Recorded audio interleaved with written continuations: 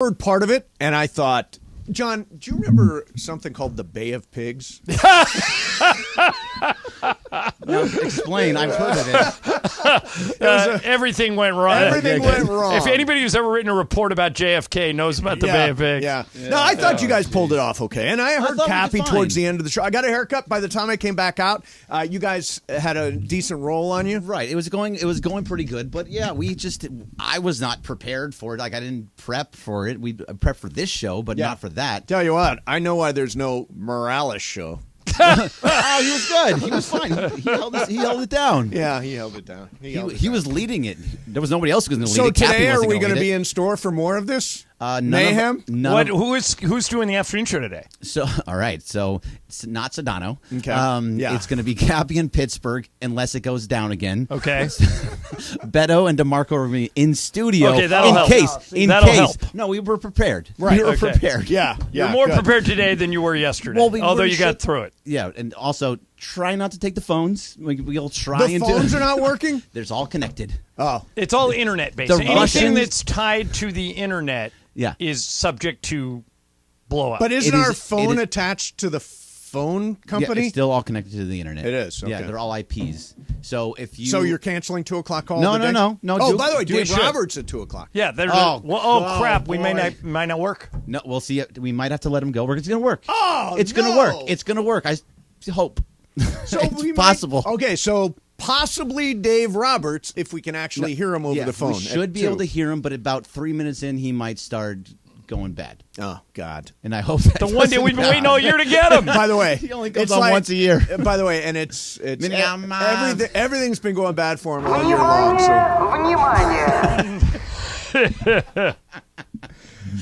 But luckily, all of us are in studio, right? And we're not on Comrexes. Yes, so we can get through the show. Our show is going to be we'll be more fine. than get through. We're going to knock this sucker out of the park today. Exactly. The afternoon show. It's Friday. Yeah, again, afternoon show. Take care of yourself.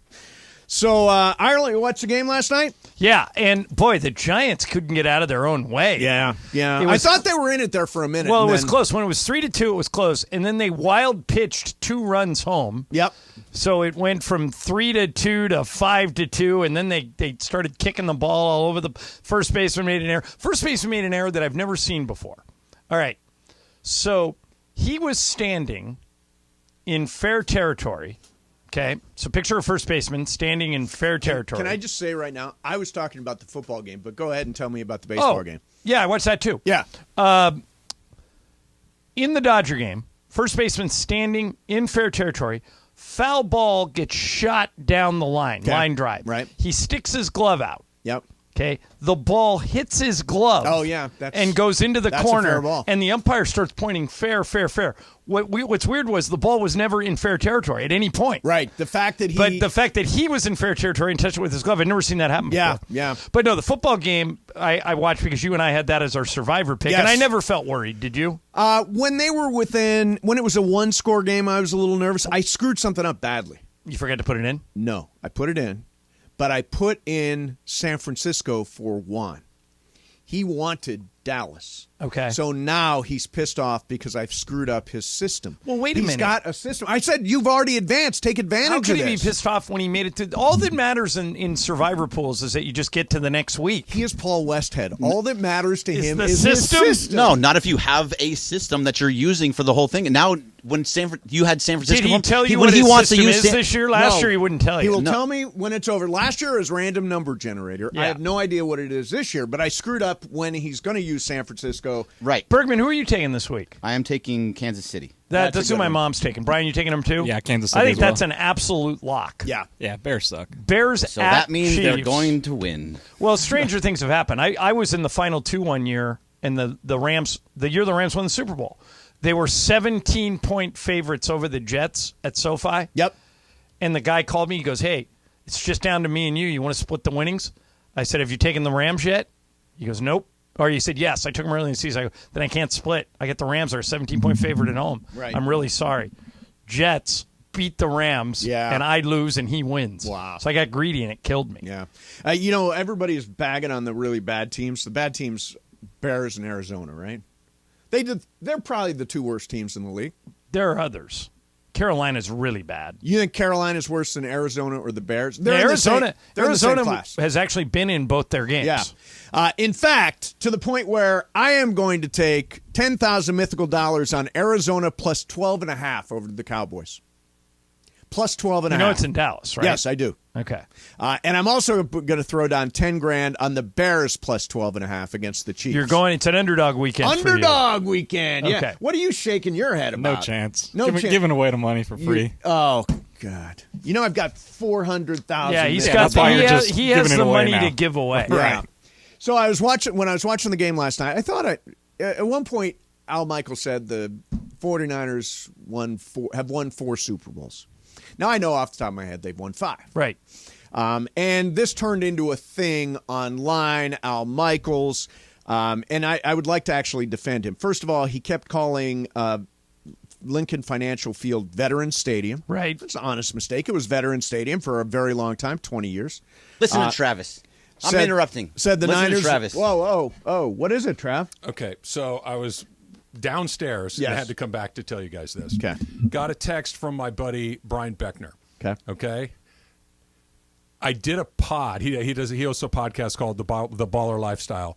I'd done a pod about Ernest Scared Stupid. It's absolutely terrifying. Really? Thank you, Brian Beckner. Brian Beckner is an idiot. Yeah. You don't know what you're talking about, Ireland. So, if you're on the same side as Bergman in an argument, I don't know how you win. I'm on Reddit. Brian, you should not have reared your ugly head here. Scary moment when the troll there's is at least chasing 2 after of the them out there. Yeah. There's more than 2. There you go. There's 2 people. 2 terrified people. 2 terrified people from Ernest I think Scared Bergman and Brian Beckman should go. Beckner should go to the Sound of Music and get scared together. Yeah. Brian Beckner is my favorite person today. Good for you.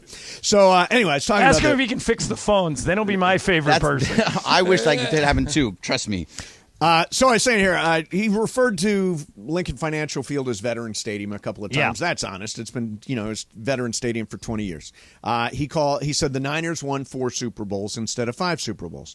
And he said Stephon Diggs tore his ACL instead of Trayvon Diggs. Okay.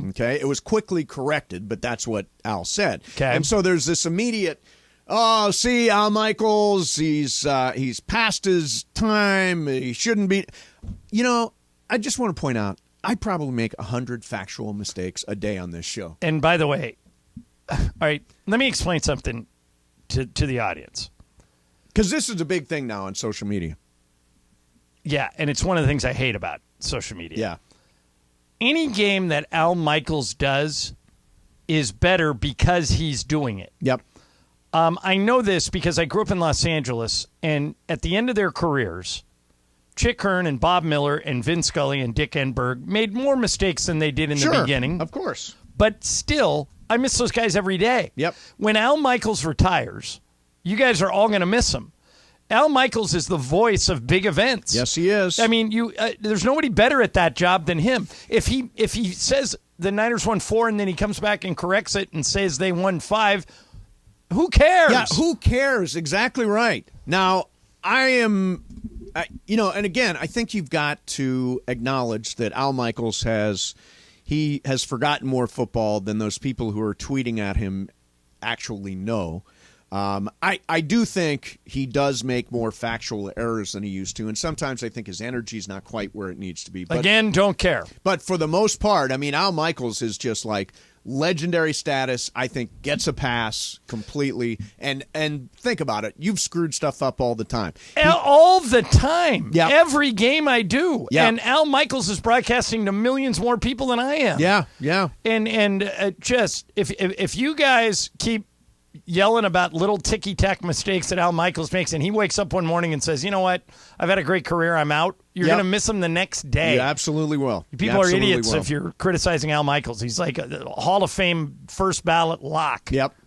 Sometimes you're just past your prime. Oh, please. Oh, is that... Well, look, he's not at some point at his apex. He's but not. Neither was Vin towards the end of his career. He was not. At his apex, and we were like, no, but he's Vin Scully. But he's Vin Scully because I think in just a couple of years ago, it was like Raul Mondesi in right field. Yeah. He says, you got things wrong every once in a while. These are just little mistakes. Yes. Don't stop picking on people. Stop using social media to pick on people. This is from Looney and Tooney on Reddit. Oh God, Ernest this Scared obviously. Wait, now you're going to Reddit? That's how desperate you are for approval? He said, Are you going to read a quote from Penis Thumbs next? No. This is from Looney and Tooney. I backpack in the woods by myself quite a lot. When I tell people this, they often ask if I get scared, like if I'm worried a bear or a serial killer will get me. But honestly, what actually really gets me freaked out is being in force. I think, look, trolly, because of Ernest Scared Stupid. Sticks cracking outside my tent at night, trolls. Strange movement outside of the corner of my eye in a dense forest, trolls. Thanks, Ernest Scared Stupid. Yeah. You guys are just absolutely 100% wrong. I'm watching White Chicks and Ernest Scared White Stupid. Chicks is hilarious. Back to back. Double header. Double feature. All right, coming up next, why is Deion Sanders having so much success at CU? Coming up next, he tells a story that shows why. Mason, Ireland, 710 ESPN. Okay. You hear me talk about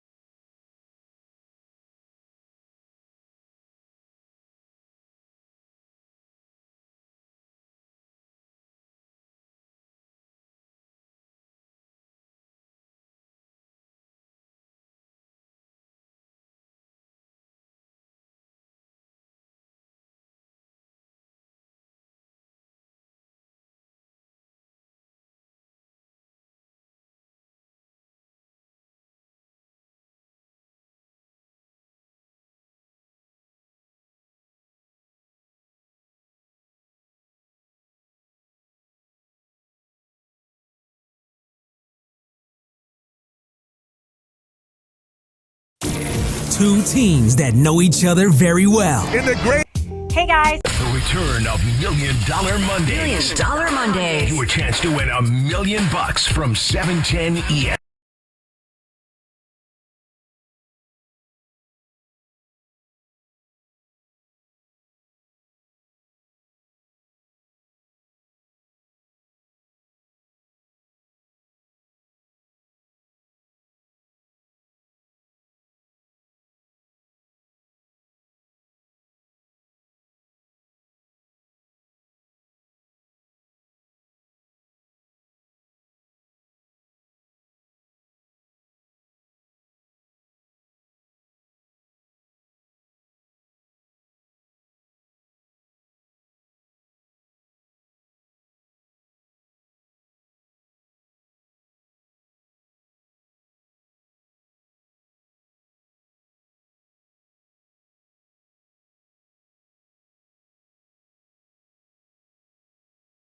Travis at Sliwa, and Sonato and Cap. Mason at Ireland continues now. My life, and the sunshine. So it'd be really cool if Colorado got to the SC game in 2 weeks undefeated, but I don't think that's going to happen. In fact, I got 10,000 mythical dollars on Oregon minus 21.5 over CU tomorrow. Do you think CU is going to win that game, John? I do not. Yeah. I think their ride ends tomorrow. Yeah, and it depends. If they lose this week and lose next week, how much air comes out of the balloon? All of it. All of it. Well, there's no longer like every pregame show going to Boulder, and they'll fall out of the top 10, and that's it. Yeah, they'll be 3-2. Right. Yeah. I don't even know if are they in the top 10. They may not even be quite in the top 10. They're close. They're probably like 14 or 13. They're close. Yeah. Yeah. I don't think. Are there any 2-loss teams in the top 25? No, too early for a 2-loss team. Yeah. So Deion, but his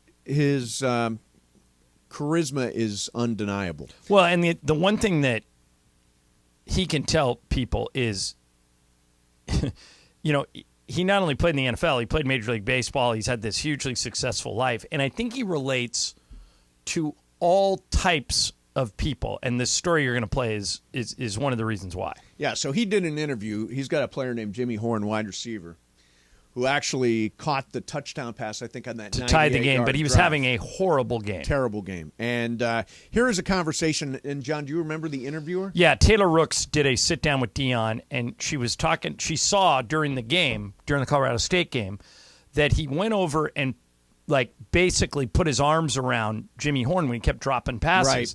And she says, what did you tell him? And that's the story you'll hear here. What have you seen just believing in somebody due to their confidence? It uplifts them and it motivates them.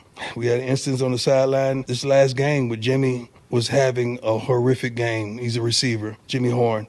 And I said, Jimmy, you're a dog. We from Florida, man. And guess what? Papa's at the crib and he's incarcerated watching you right now. And he wants to clap in front of all his different inmates because he believes in his son. We're going to make Pop proud tonight. That's what we're going to do because his son is a dog. Now, you go out there and show the world who you are. He went and caught the touchdown, the game-tying touchdown. Just speaking life into Jimmy and understand where he was. I've been there because I sympathize and empathize with him, and I know his background and his situation. So I'm able to pull that intangible out of him that I connect to him in a pivotal time like that. I got to know my kids. Dog. There's a lot of wisdom there. There's a lot. Yeah, a lot of coaches, frankly, would shy away. You're out of the game. No, would shy away from even taking a kid whose parents were incarcerated. Oh yeah, right. His dad was incarcerated. It's just his dad. But I thought that was a great story. Yeah, that's a great story. I mean, that's the kind of thing that he's capable of that the average guy. Now, but when I hear something like that, I'm like, well. And I've been saying Deion Sanders would make a great NFL coach, and I'm sure he's going to get interview requests over this offseason.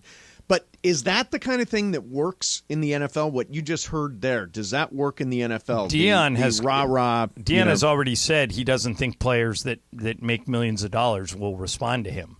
He said that's one of the reasons when people ask him, "Will you go to the NFL?" He said, "I want to coach kids." See, I think he's going to the NFL. I do too. Yeah. So, but it'll be.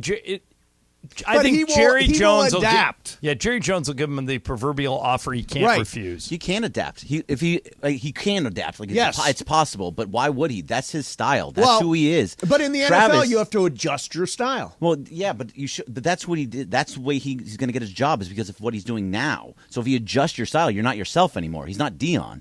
So Travis had an interesting idea. He says that, and John, you might like this. Fire Chip Kelly, hire Deion Sanders at UCLA. Didn't they just extend Chip? They did, but I think only for like a year. And it wasn't a long one. Yeah, I just can't imagine. I'm not saying to do that, but that was Deion Travis' in Los idea. Angeles would be like amazing, gangbusters. He's fit for the college game.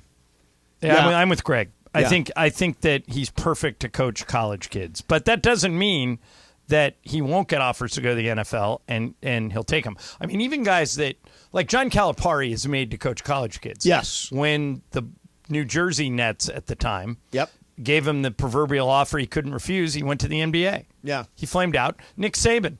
Right. Greatest college coach of all time. When the Miami Dolphins gave him the job, he went and took it, quit in the middle of the season and came back. Yeah. So maybe Deion needs every once in a while. Pete Carroll, Jimmy Johnson. Those guys were great Successfully at both, make that jump. but Yeah. it's hard. Yeah. There aren't a lot of examples of that. All right, so you sent a story, and I've been tooling away on this story for a couple of days. Is this David Brooks story? So David Brooks is a writer for the New York Times, and he went to the airport in Newark, and he made an order of a hamburger and fries. He put a picture out of the hamburger, fries, and a drink. It looks like a whiskey or something like that. And he complained on social media by saying, this meal just cost me $78 at Newark Airport. This is why Americans think the economy is terrible.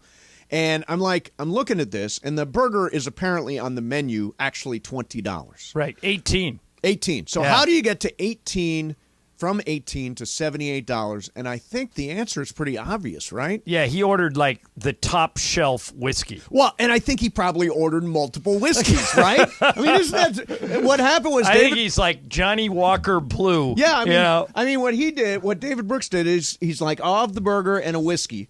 And then he said, I'll have another whiskey, and I'll have another whiskey after that. And that'll then get you to $78. Then I'm going to blame the airport for charging me too much. Although I will tell you this, Michael, one time we were staying at a hotel in New York, and Michael likes to go down to the restaurants in the lobbies. He doesn't like room service. He likes to go down and be among the people. Right. So I went down. I was walking through the lobby. I see Michael over there, and I walk over to him, and he had a pot of coffee, 2 scrambled eggs, toast, and I think that may have been it. That's it. That's all there was. Basic breakfast. Yeah. He had a pot of coffee? He He had the whole pot of coffee? Yeah. Well, he asked. He just said bring the whole pot. Yeah. So maybe that's why this got up to it. But it was $84. Oh, come on. So I mean, did they actually get Juan Valdez to bring the coffee beans on Burro into the hotel? As my grandma Rose Santa Cruz, 6th Avenue, Altoona, Pennsylvania would say, highway robbery. Yeah, she's right. Yeah. Anytime you order stuff in the hotel lobby, chances are you're paying a huge upcharge. Even room service. You know what I've started doing? And I recommend this to anybody who travels. Like I stay in hotels 100 nights a year. And the room service is pretty expensive because these hotels are pretty nice. I have started using DoorDash in the hotel. So basically when I get to the hotel, I'll open DoorDash and it'll say, where are you? Or it'll say, can we see your location? I say yes. And they list all the restaurants that are near to you. And it takes about the same amount of time to get my DoorDash delivery that it does to get a room service delivery. Right. And it's 1/4 of the cost. Yeah, and you got a wider selection of stuff you can get. I remember I there was a Fleming's around the corner, and I was going to order a steak from the hotel, and it was going to be over $100, and I ordered it from Fleming's, and I was out the door for $60. Right. And that was like one of the more high-end things. Like normally if you want a burger in a hotel, the burger will take you north of $50. You order it on DoorDash, it'll cost you $25. Although I'll tell you what, one of the 3 greatest inventions of all time is room service. Yeah, it's great. I mean, but it's pricey. Fire, the wheel, and room service. Those are the 3 greatest inventions of all time. And on a first night of vacation, we always get room service. And I've told you before, we stopped eating in bed.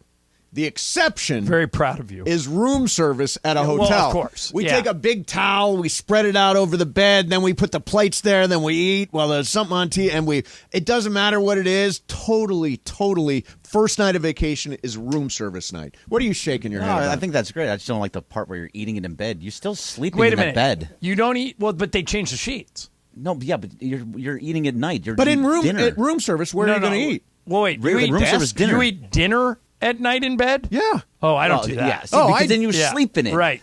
No, you put a towel over it so it's like a tablecloth. Yeah, because that always It's works. like I only it's like eat a bed breakfast in tablecloth. bed because I know they're going to change the sheets. Exactly. See, that's acceptable. Dinner in bed at a hotel. With my towel tablecloth on the bed. One towel. Yeah. Those are all totally tiny Yeah, little he towels. uses the like hand towel. No, the big gigantic towel. The hand towel is what I use to wipe my hands and stuff. Because every hotel gives big gigantic towels. They do give No, big. they don't. You get They're the big tiny towel. towels. Oh God.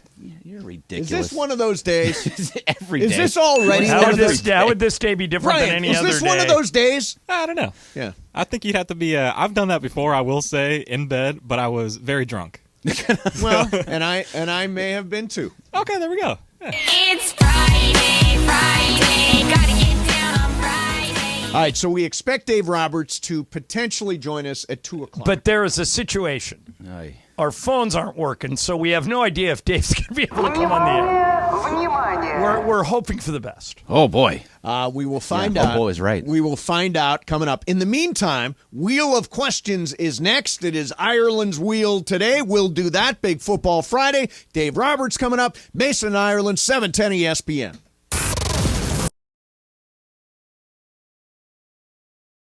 Return of $1 Million Mondays. $1 Million Mondays. Your chance to win $1 million from 710 ESPN. Listen every Monday this football season for your chance at $1 million. $1 Million Mondays. Presented by Hollywood Park Casino. Eat, drink, play. Listen every Monday to 710 ESPN. When you hear the cue to call, be caller number 7. Give us your Super Bowl prediction, both teams and the final score, and you could be winning $1 million this football season on LA's $1 Million Mega Sports Station, 710 ESPN.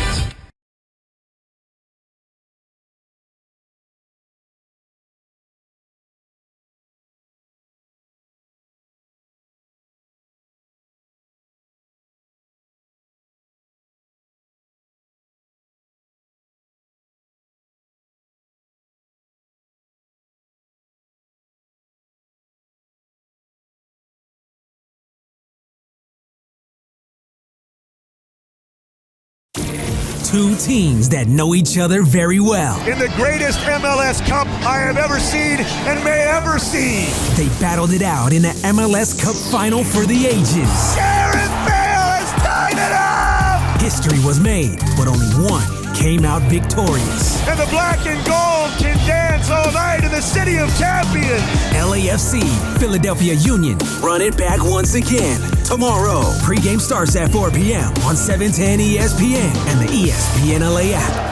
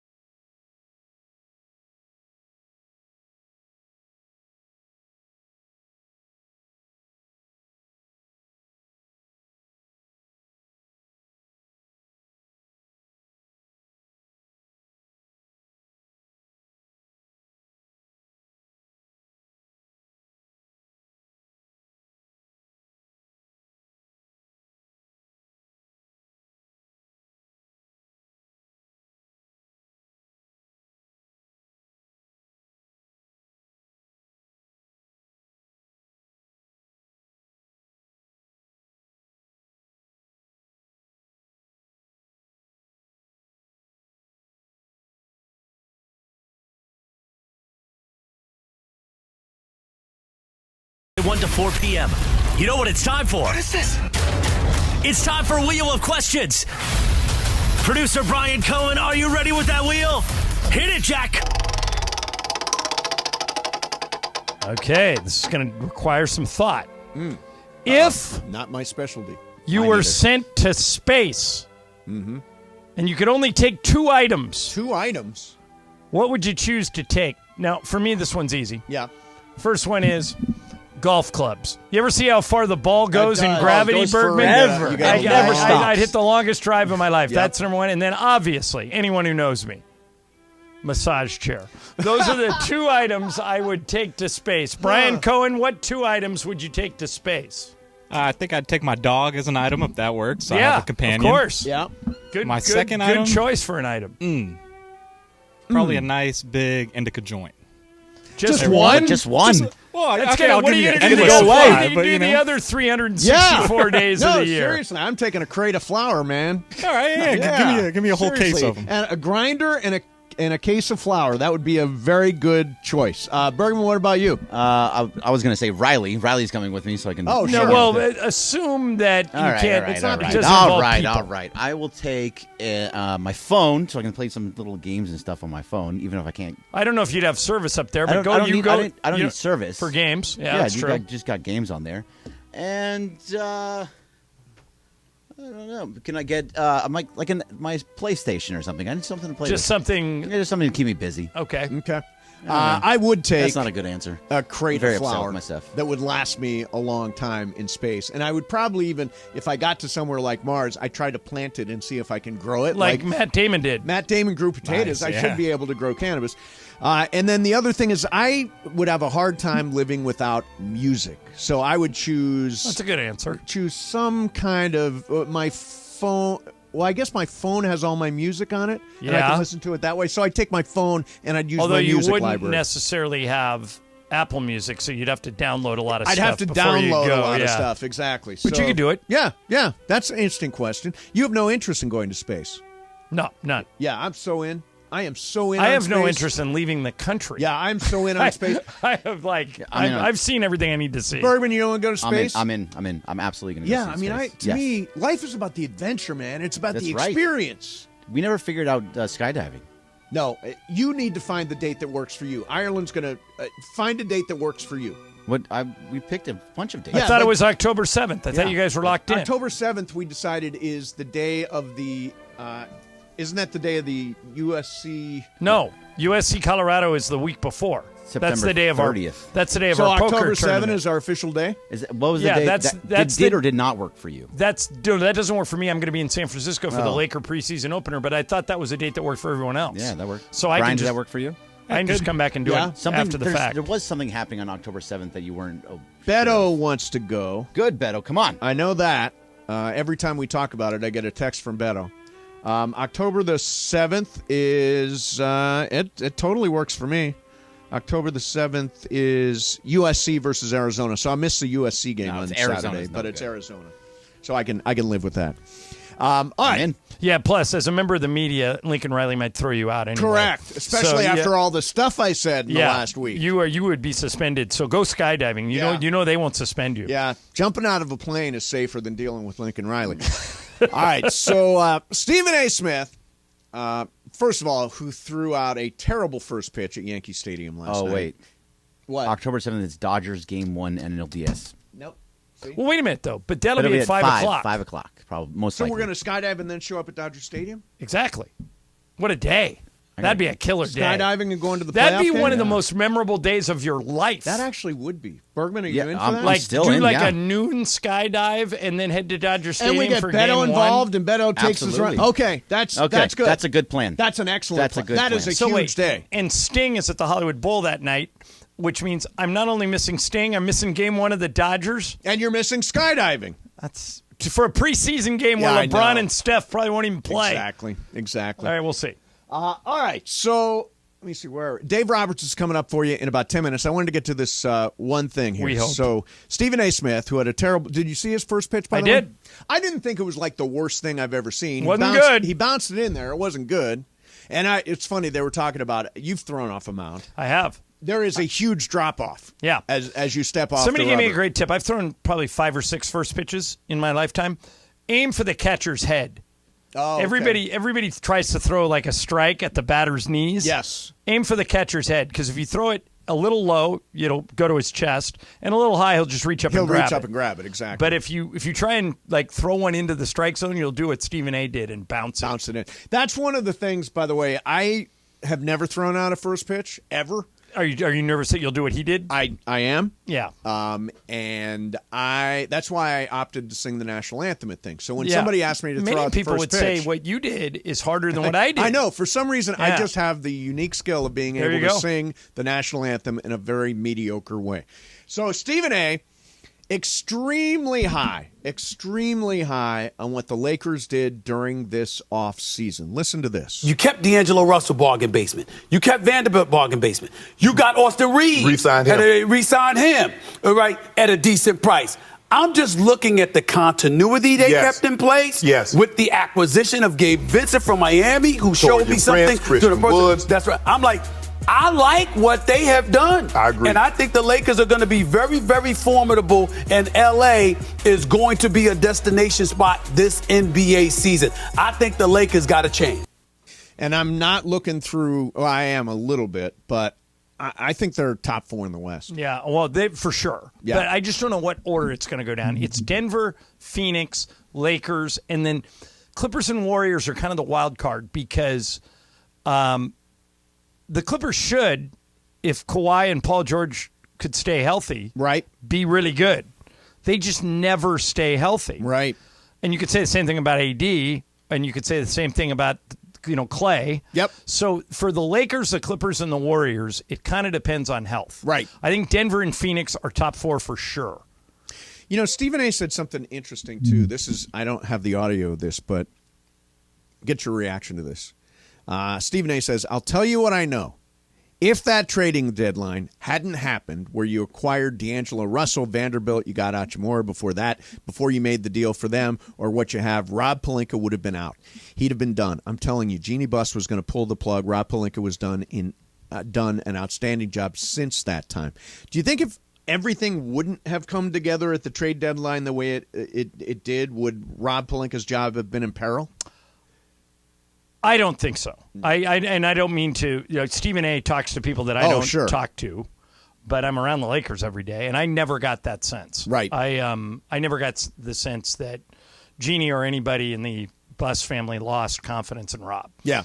Maybe Stephen A. had conversations with them that I am not privy to. Yeah. But I just never saw it. But the trade deadline did happen. Rob Pelinka completely knocked it out of the park. It was a grand slam. And I think Stephen A. hit on the reason why the Lakers are going to be successful this year. One is they're not going to start out 2-10. Correct. They dug a ditch right at the beginning of the season. They spent the rest of the year climbing out of it. But they've got continuity, and continuity is very underrated. Recently, the last few years, it's been a different cast every single year around AD and LeBron. And the fact is, this is the cast that got them to the Western Conference Finals last year. This is, and everybody knows that that I was for the Westbrook trade. I'm a Westbrook fan. I thought it was good. But to use a baseball analogy, when Russ was on our team, we were like the Padres. Right. We were loaded with stars that didn't really fit together. Yep. When Rob retooled the team at the trade deadline, the Lakers became more like the Dodgers. Yep. 2 stars, Freddie Freeman, Mookie Betts, LeBron James, Anthony Davis, Yeah. and then a bunch of guys who know their roles and are good at it. So that's why I think, do you know what? They played 26 games after the trade deadline. Do you know what their record was? Let's say 19 and whatever the rest of it Well, is. you're very close. 18-8. Okay. Second best record in the NBA. Milwaukee had the best record, and Milwaukee went out in the first round. Right. Lakers made it to the Final Four. So I look at this team's training camp as having started after the trade deadline last year. That's why I think you're right about them not going 2-10. By the way, their first 2 games are really hard. They could go 0-2. They could go 2-0. But they have to open at Denver. Yep. And then tough. their home openers against Phoenix here. And Phoenix is going to be the Lakers-Phoenix games are going to be fascinating this year. I don't even know if you know this. KD and LeBron? No. I've never played in the same game. Is that not true? Not for a couple of years. That's not where I'm going. So when the Lakers fired Frank Vogel, Frank had put together all that great staff that won the title, the bubble title in 2020. There are 6 Lakers assistants from 2020 that are now assistants with Vogel in Phoenix. Wow. He's basically taken the group, the coaches that coached the Lakers to the 2020 bubble title and reassembled them in Phoenix. So Miles Simon and Drew Antrop and John Pastorik and David Fizdale and all these guys are down there with Frank. And he's got Bradley Beal, Devin Booker, and Kevin Durant to go along with DeAndre Ayton. So their offense isn't going to be a problem. They've got all that scoring. And he'll make them play defense. As you guys know, I'm a big Vogel guy. Right. I love him. So Frank is going to have them dialed in for that opener, that home opener when they come back in here. And Darvin knows it. So that's going to be two staffs completely dialed in, and they're going to play 4 times during the year, including maybe more if you count the play-in tournament, or the mid-season tournament. Right. So they could even have more meetings than usual. But I think the Lakers-Suns games this year are going to be fascinating. Yeah, I wonder, by the way, if the Suns could be the Clippers. I'm sorry, the Suns could be the Padres. All that star power, like the Lakers when they had Westbrook, a bunch of stars, but the pieces don't necessarily fit. I think it's going to take some time for them to figure out how they fit. There is a rumor going around today that Damian Lillard, now I have no confirmation that this is close, but a rumor, Greg, see if you can figure out who is spreading this rumor, but it's all over the internet. Damian Lillard could be traded in the next 24 hours, and the team to facilitate the trade, you need like a third trade is Phoenix. I'm not saying that Dame ends up on Phoenix. As a matter of fact, I don't know how they could afford him. Yep. But Phoenix is going to get involved, so there may be another retool coming for the Suns. Right. They may, like DeAndre Ayton may not be there. Exactly. Somebody they may end up with somebody out of Portland or out of Miami, or rumor has it that they're getting involved with the Lillard deal. Now, again, I'm not saying that Dame goes to Phoenix, but I'm saying Phoenix is one of the teams in the Lillard deal, and that roster is going to get another shuffle. So it could be very And interesting. although he doesn't deal with your part of it, Brian Windhorst tweeted that he thinks that this is likely to go down, a trade with Dame Lillard before training camp. Right. So it could be any. And training camp starts next Monday. Exactly. Not this Monday, next Monday. All right, let's get a break in. Dave Roberts of the Dodgers coming up next. Fingers crossed. Yes, Mason, Ireland, 710 ESPN.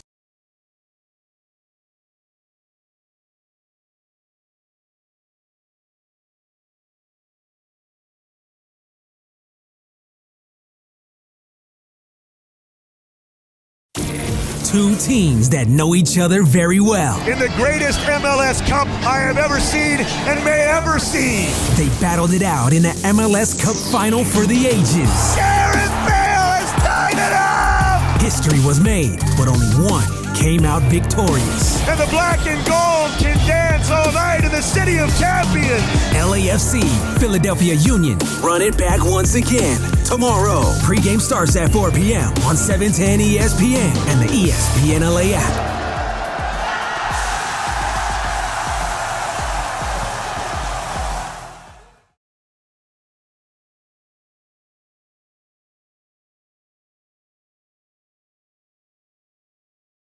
Return of $1 Million Mondays. $1 Million Mondays. Your chance to win $1 million from 710 ESPN. Listen every Monday this football season for your chance at $1 million. $1 Million Mondays. Presented by Hollywood Park Casino. Eat, drink, play. Listen every Monday to 710 ESPN. When you hear the cue to call, be caller number 7. Give us your Super Bowl prediction. Both teams and the final score, and you could be winning $1 million this football season on LA's $1 Million Mega Sports Station.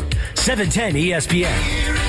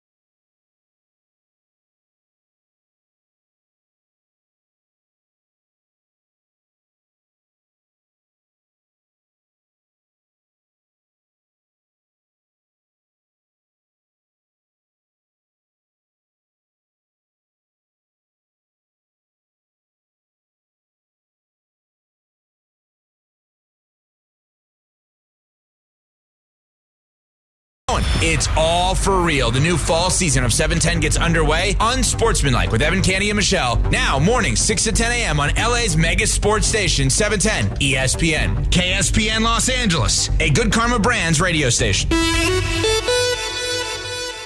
It is Mason and Ireland on 710 ESPN. Don't get it twisted, yo. The most downloaded sports radio show in Los Angeles. The podcast, that is. Mason and Ireland, the number one most downloaded sports podcast in Los Angeles. The number one most downloaded sports podcast in Los Angeles. And we thank all of our podcast listeners for that. If you ever miss a moment, get your fill anytime. Just search Mason and Ireland wherever you get your podcast.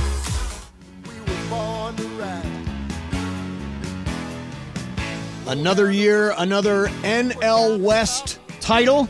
And joining us right now is the manager of the Los Angeles Dodgers, Dave Roberts. Dave, thanks a lot for coming on, man. How you doing? Hey, I'm doing well, fellas. It's been quite some time. I'm a huge fan, and thanks for having me on. Oh, thank you, Dave. We always enjoy talking to you, Dave. And let me start with this. You used to manage against Mookie Betts and Freddie Freeman, and now they're in your dugout.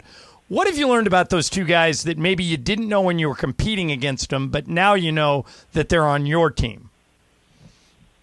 Well, I think with Mookie, first off, it's just one of those things that there's certain players that you see that you coach against, manage against, that you go, man, I wish I could manage them or they could play for me. That it's just never going to happen.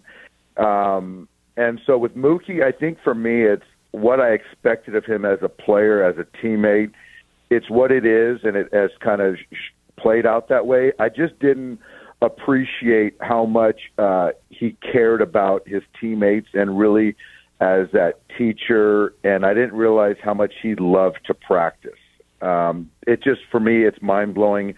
I think in that vein, I didn't realize Freddie Freeman. I've never seen a player play every pitch as relentless as Freddie Freeman plays every pitch. And so that's something that you see him a few times a year, handful of times a year, but I just never appreciated that.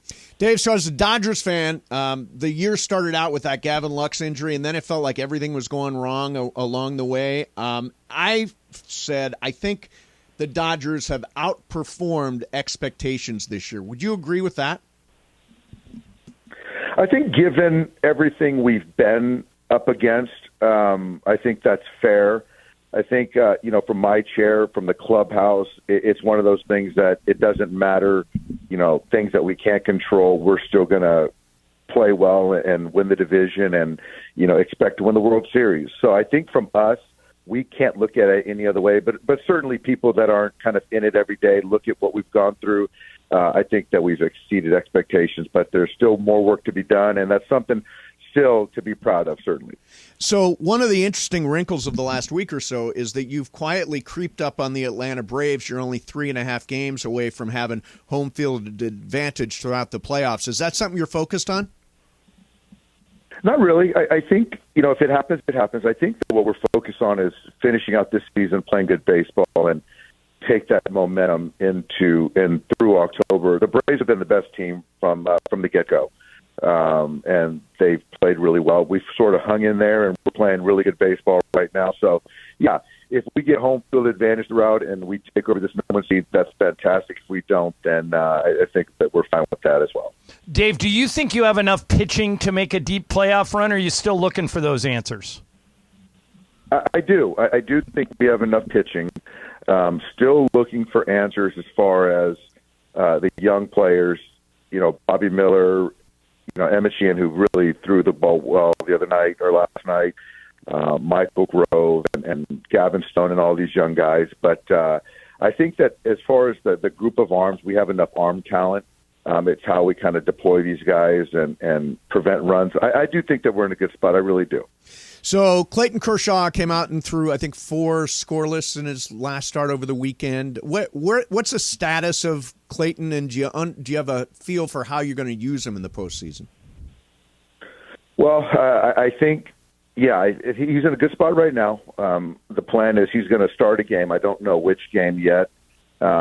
He went 4 innings, as you mentioned. I think this one, he has an extra day. I think he's in a good spot. I saw his pen a couple days ago. It looked really good as I've seen him throw a bullpen. So our expectation is, 5-75 is somewhere kind of ballpark is what we're thinking. Dave, my favorite thing that happened this season, and you've had so many great late game finishes and memories and great performances, my absolute favorite thing was the other night when Brusdar Gratterall's mom had come to the game and she hadn't seen him in 7 years, and she was at the game, and he was emotional, and I loved. It seemed to me that you went full fan for a minute when he came over to you. I love that you pointed out to him, you put your arms around him and pointed up to his mom and said, I don't know that's what I'm asking. What did you say to him? Because I love that you acknowledged that he was going through that with his mom, and you looked up at the Bucs. What did you tell him? Well, I mean, I can't even begin to appreciate not seeing my mom for 7 years and going through, a lot has changed in his life. Him and his wife, Allison, have a baby, and what his mom has gone through in Venezuela. And so to get her here, to be able to see him as a major league player in that environment, obviously there was a lot of built up of emotion for Brusdar, and he had a clean inning. And coming off the stage, I know he was, saying his prayers and grateful that his mom was there to watch that. And they captured it on the big board. And so I just wanted him to look at that. I wanted him to take in the entire moment, because truth is there's never going to be another moment like that for him.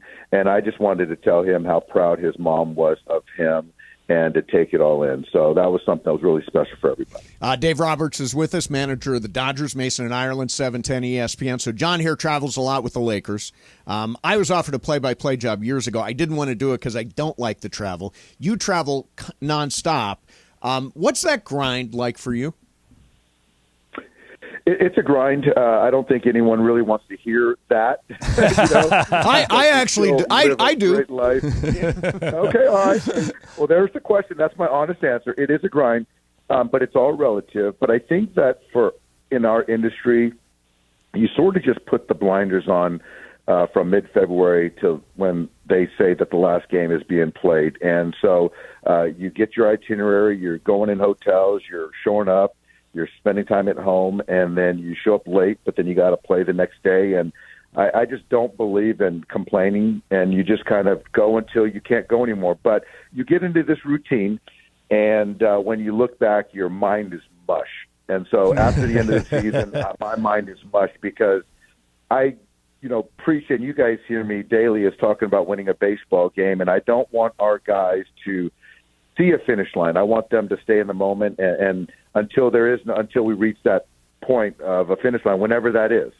And so you kind of continue to go and go and go until you can't, and then you're just exhausted. So when I'm in it, it's sort of mechanical, robotic. I just kind of get in this mode.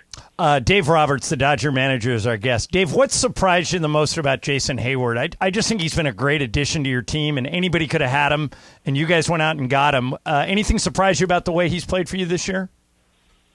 I think all of it has surprised me as far as on the offensive side. The defensive side, he's played Gold Glove right field, which is not surprising. That's who he is, multi-year Gold Glover. I think the openness to, with his swing mechanically, to change some things that most players, athletes are resistant to change. But he was at the floor, as far as performance and where he was at in his career. And so certainly there was an opportunity. But his buy-in from the get-go, and this started, guys, in November once we signed him, that he spent 2 weeks, a month here kind of getting with the hitting guys before spring training, away from his family to say, hey, I'm in. I want to clean this up before the spring training and before the season. And so he has just had, I think arguably his best major league season offensively ever. And what he's done on the field pales in the comparison what he's done in our clubhouse. So that's context. Good. Yeah, that is awesome. So I, as a Dodger fan, I get really, we were just talking about going to NLDS game number 1 on October 7th. We're like pumped for it. But I get really nervous. Do you get nervous before a playoff game at as much as you've done it? I do. I do. You'll see me always bundled up when it comes to fall, because I make a joke to people because they always say, hey, why do you always wear a jacket even when it's not that cold? Because when I get cold, I get more nervous for some freaky reason. So I like to stay more on the warmer side so it calms the nerves. But, yeah, when you start thinking about who we're going to play, how the game's going to play out, things like that, you get those butterflies. And I think that's normal. And like most people say, if you don't have them, then you got to do something different. So I embrace it. I think that's a good thing. Dave, last thing for me, you got a couple of weeks left here, and you guys have already won the division. You mentioned you take this stuff day by day and just try and win the game that's in front of you. How do you decide whether or not to rest guys? I know if you leave it up to guys like Freddie and Mookie, they're going to want to play every day and tell you that they want to be out there. But you obviously have a bigger goal in mind. What goes into the decision about whether to give a guy a day or two off or to just let them keep playing so they stay sharp? Yeah, it's interesting. Freddie's going to be a harder conversation. And Mookie, I think that I can see Mookie getting a day off before the end of the season. I'm still certainly mindful of the MVP, and I want him to win the MVP. And so you have to play to potentially get some hits and hit his 40th homer. And so I'm mindful of that, but it's not all about the MVP. I'm clearly aware of that. So these are conversations that I have with these guys all the time. About kind of rest, recovery, performance, and how they feel. And that's the most important thing is how they feel. On the pitching side, pushing guys enough, but you can see we stayed away from the relievers 3 out of 4, just being mindful of that.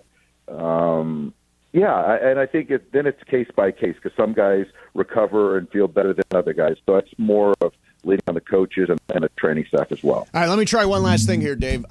Yesterday we had Sean McVay on, and we asked Sean how much of our show he actually listens to, and he was very honest. He said, the 10 minutes I do an interview with you, that's how much I hear your show. So you mentioned you're a big fan. How much Mason in Ireland do you actually consume? No, listen, guys. So currently, 0. Oh, thank you. Very honest. I like that honesty. Yes, very honest. But that's honesty, but I don't listen to radio at all. Okay. And Interesting. I think that the thing is, though, but I've been a fan of you guys. I mean, this is since like my high school days in San Diego to going to UCLA. So when I'm listening to sports radio. So I've been a fan of Mason and Ireland for 2 decades. Oh, so love that's it. why it's kind of come. So I'm an OG fan of the show. And so, but I think that in my current status, I just don't take the time to listen to sports radio, and I kind of use my time in other ways. But it's certainly no disrespect. Awesome. Well, Dave, this is for our money. This is the best job that you've done, Amazing. and you've won so much that's saying something. But with this team and the way this has all come together, can't wait to see you guys in the postseason, and we'll be pulling for you. I appreciate you guys, man. I love what you guys do for sports in LA. And, this is a great team. It's going to be a fun postseason. Awesome. Hey, Dave, Thank you, thanks Dave. for coming on, man. Appreciate it. All right, fellas. It's Dave Roberts. I'll tell you what, Bergman, you did a great job of whatever with your thumbs holding the tape together. Yeah, that worked. And figuring it out. It crackled a couple of times, but I could hear you tying wires together back there. And I have duct tape. And pushing on the I have hamster electrical wheel. tape. Good job. I got a bunch of stuff going on back here. Mini mania, it's not getting to me. Yeah. I want all that Dave Roberts stuff, the Mason and Ireland I love. told him. I want to hear it in a promo as quickly as possible. And, seriously. Social. We're going to get on social. Listener. Morales will do it between the 12th and the 13th hole. He'll put one together. Right. That's right. Yeah. All right. So coming up next for you. The pitch clock has made games move much faster. Big success, but there is a downside to it. No, there isn't. Yes, there is. I will explain it next. Mason and Ireland, 710 ESPN. Travis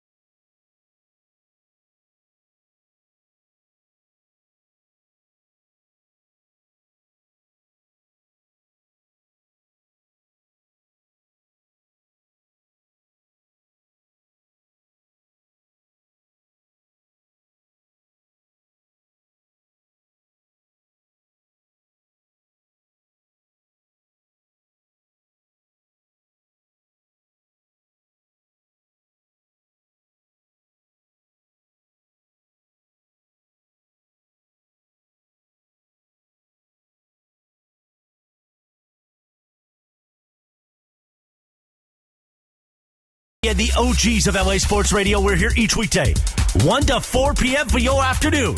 Sandwiched between Travis and Sliwa and Sonato and Cap. Mason and Ireland continues now. That is, by the way, a hell of a day. Skydiving on October 7th, then going straight to Dodger Stadium for Game 1 NLDS. That's a day right there. Yes, sir. Yes, sir. I'm excited for it. Brian, you excited?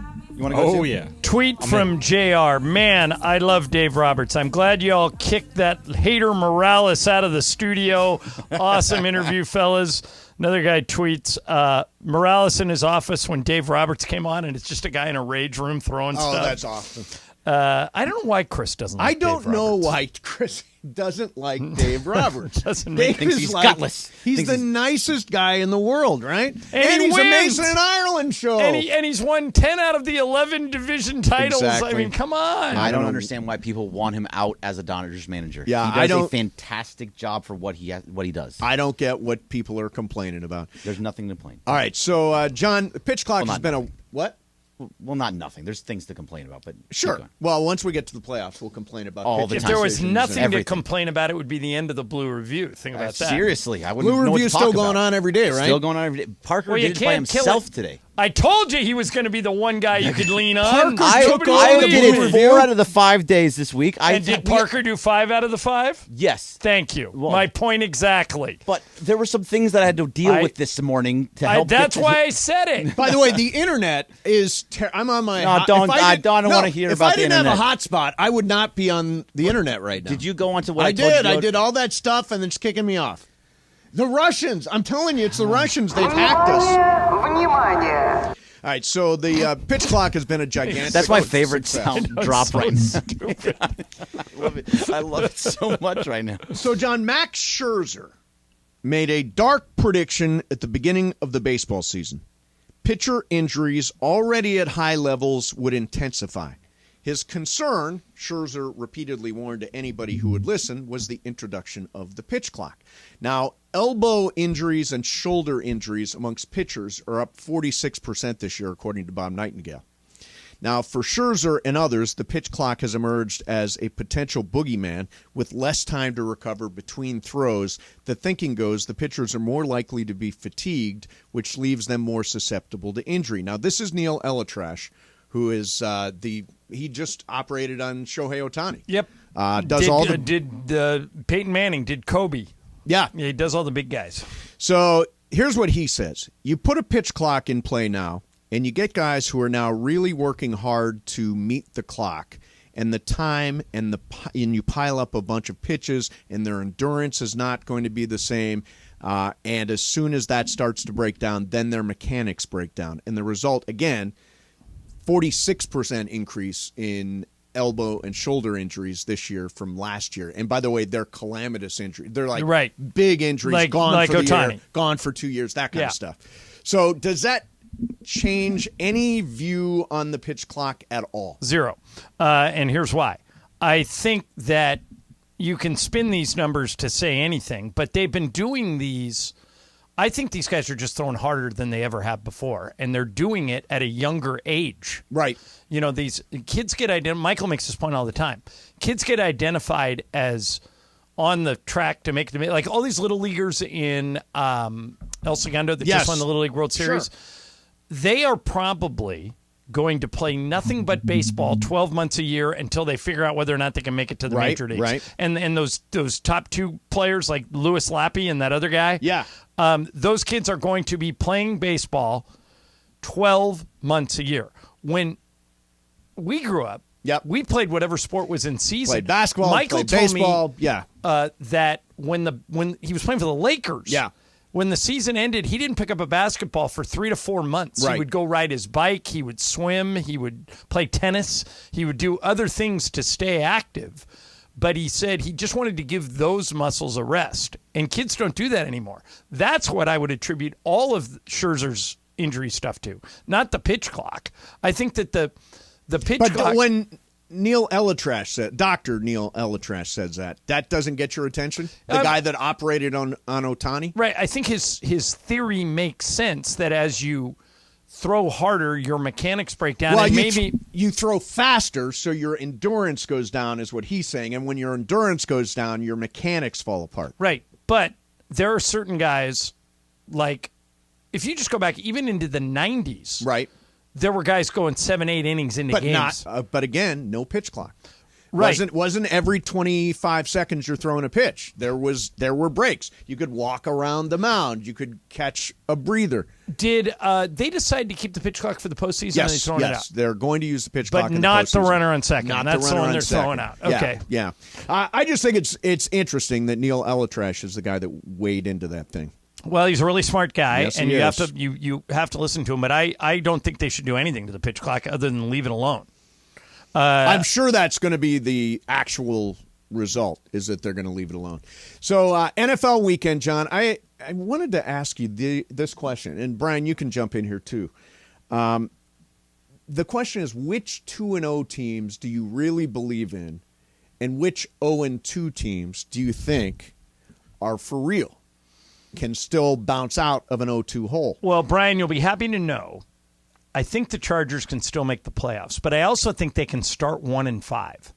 Yeah, I think if you next look couple at games are tough. Well, I think they got to win Sunday in Minnesota. Gotta. Yeah, they have to. Because after that, I think they have to play Kansas City and I think Dallas. I think it's Dallas by and then Kansas City. Yeah, I mean, so they got a couple of losses looming if That's they don't. rough. But I Gotta think beat Minnesota. If I think they win this game, but here's the problem. To your point, Mace. Yep. Minnesota's 0-2. Yeah, Right. I know. That's so the they're thing. both desperate. Yeah, they're both in that do or die early, the year situation. But there's some 2-0 teams that won't make the playoffs. Okay, so do you think the Chargers make the playoffs? I think they got a chance at a wild card. Yeah, but I'll say this. I think they got to win Sunday. I know it's early in the season to say anything like must win, but if they go to 0-3 with their next two games against Kansas Kansas City and Dallas, that could be 0-5. Yeah. And I think there's a Raider game mixed in there somewhere too. Yeah, or October 1st. Yeah. That they should win. That should be a rollover game. So let's do this. So, but I mean, there's teams like Tampa Bay that are 2-0 that won't make the playoffs at all. So Miami 2-0, we all believe in, right? I think Miami might win that division. I do too. New England 0-2, do they have a shot? No, I agree. Baltimore 2-0, I They'll be believe there. in them. Bengals 0-2. I have a feeling they're not going to make it. I think Interesting. Because I think the Rams might beat them on Monday. I do too. Would drop them to 0-3, and if they go to, like, let's say they start 1-4, why rush Burrow back on a 1-4 team? He's too important to the future of your franchise. Let his leg heal. Yeah. They very quietly went out and signed a backup quarterback today. Who did they sign? Some guy that's been in their system before. I'd never heard of him. Because Jake Browning is currently listed as their backup. Maybe that was the guy. Well, maybe that's who they went out and got. Okay, yeah. He was the kid from Washington. Could they have promoted him off the practice squad? Yeah, I think that's what they did. Undrafted free agent a few years back. Yeah. All right. So Denver 0-2. I think they're done. I don't think there's anything. Yeah, in Denver. Denver stinks. I think Russell Wilson is over. 3 2-0 teams in the NFC East. Dallas is obviously for real. Philly is obviously for real. Washington at 2-0. I think they're an 8-9, 9-8 team. Does 9-8 get you in? Yeah, I think 9-8 gets you in either conference now. That was. I like Ron Rivera, but I'm not the biggest Sam Howell fan. I guess I don't know. Eric Bieniemy seems to have him go in the right direction. Eric Bieniemy, and by the way, the Kansas City offense a little bit of a dip without Bieniemy. Bieniemy, I think, is for real. And I think people are going to regret not hiring him as a head coach. Who do you think wins the NFC South? What team? Atlanta's 2-0. New Orleans is 2-0. Tampa Bay's 2-0. It's not Carolina. It's one of not the other Carolina. It's probably New Orleans. I lean Atlanta just because I like that Bijan Robinson so much. Yeah. But I think it's either Atlanta or New Orleans. Tampa Bay is not. I mean, Baker Mayfield's been pretty good so far. Really good. Yeah, actually. yeah. You know, I put a thing in my email today. Baker Mayfield is making $222 million less than Deshaun Watson, the guy that the Browns got rid of. Very funny.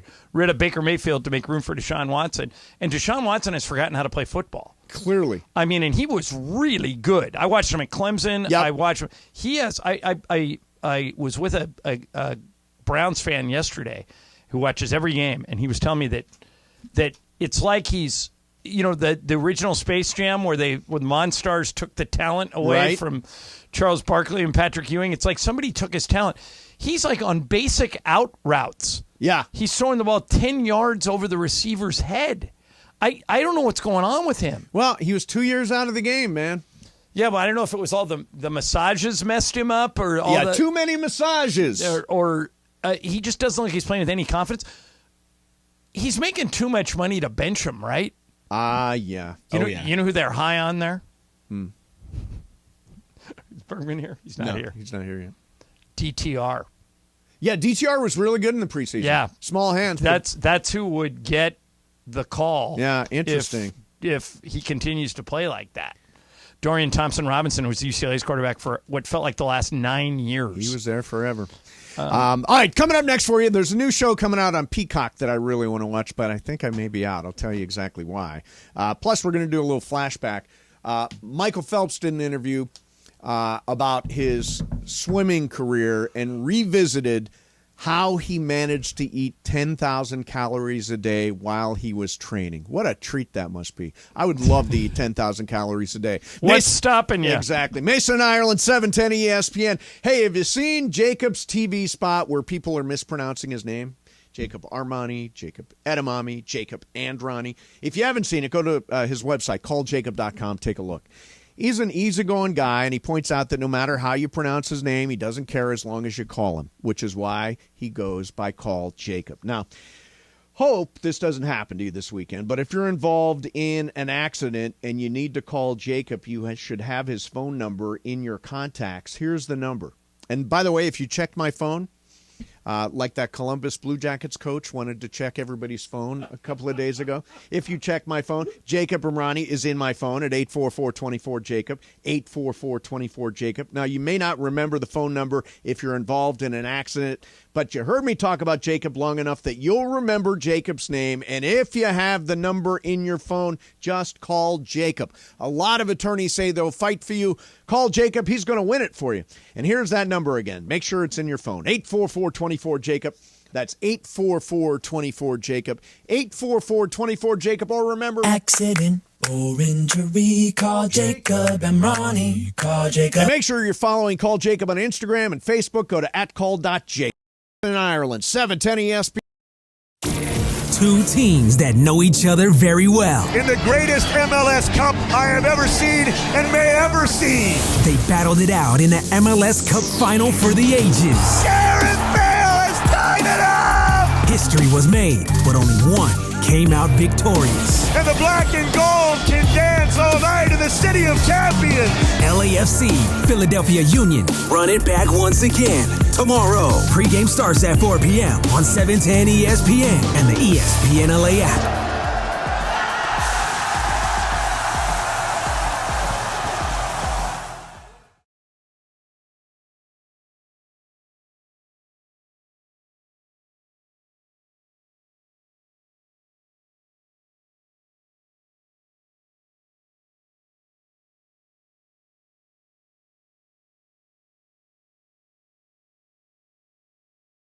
Return of Million Dollar Mondays. $1 Million Mondays. Your chance to win $1 million from 710 ESPN. Listen every Monday this football season for your chance at $1 million. $1 Million Mondays. Presented by Hollywood Park Casino. Eat, drink, play. Listen every Monday to 710 ESPN. When you hear the cue to call, be caller number 7. Give us your Super Bowl prediction. Both teams and the final score, and you could be winning $1 million this football season on LA's $1 million mega sports station, 710 ESPN.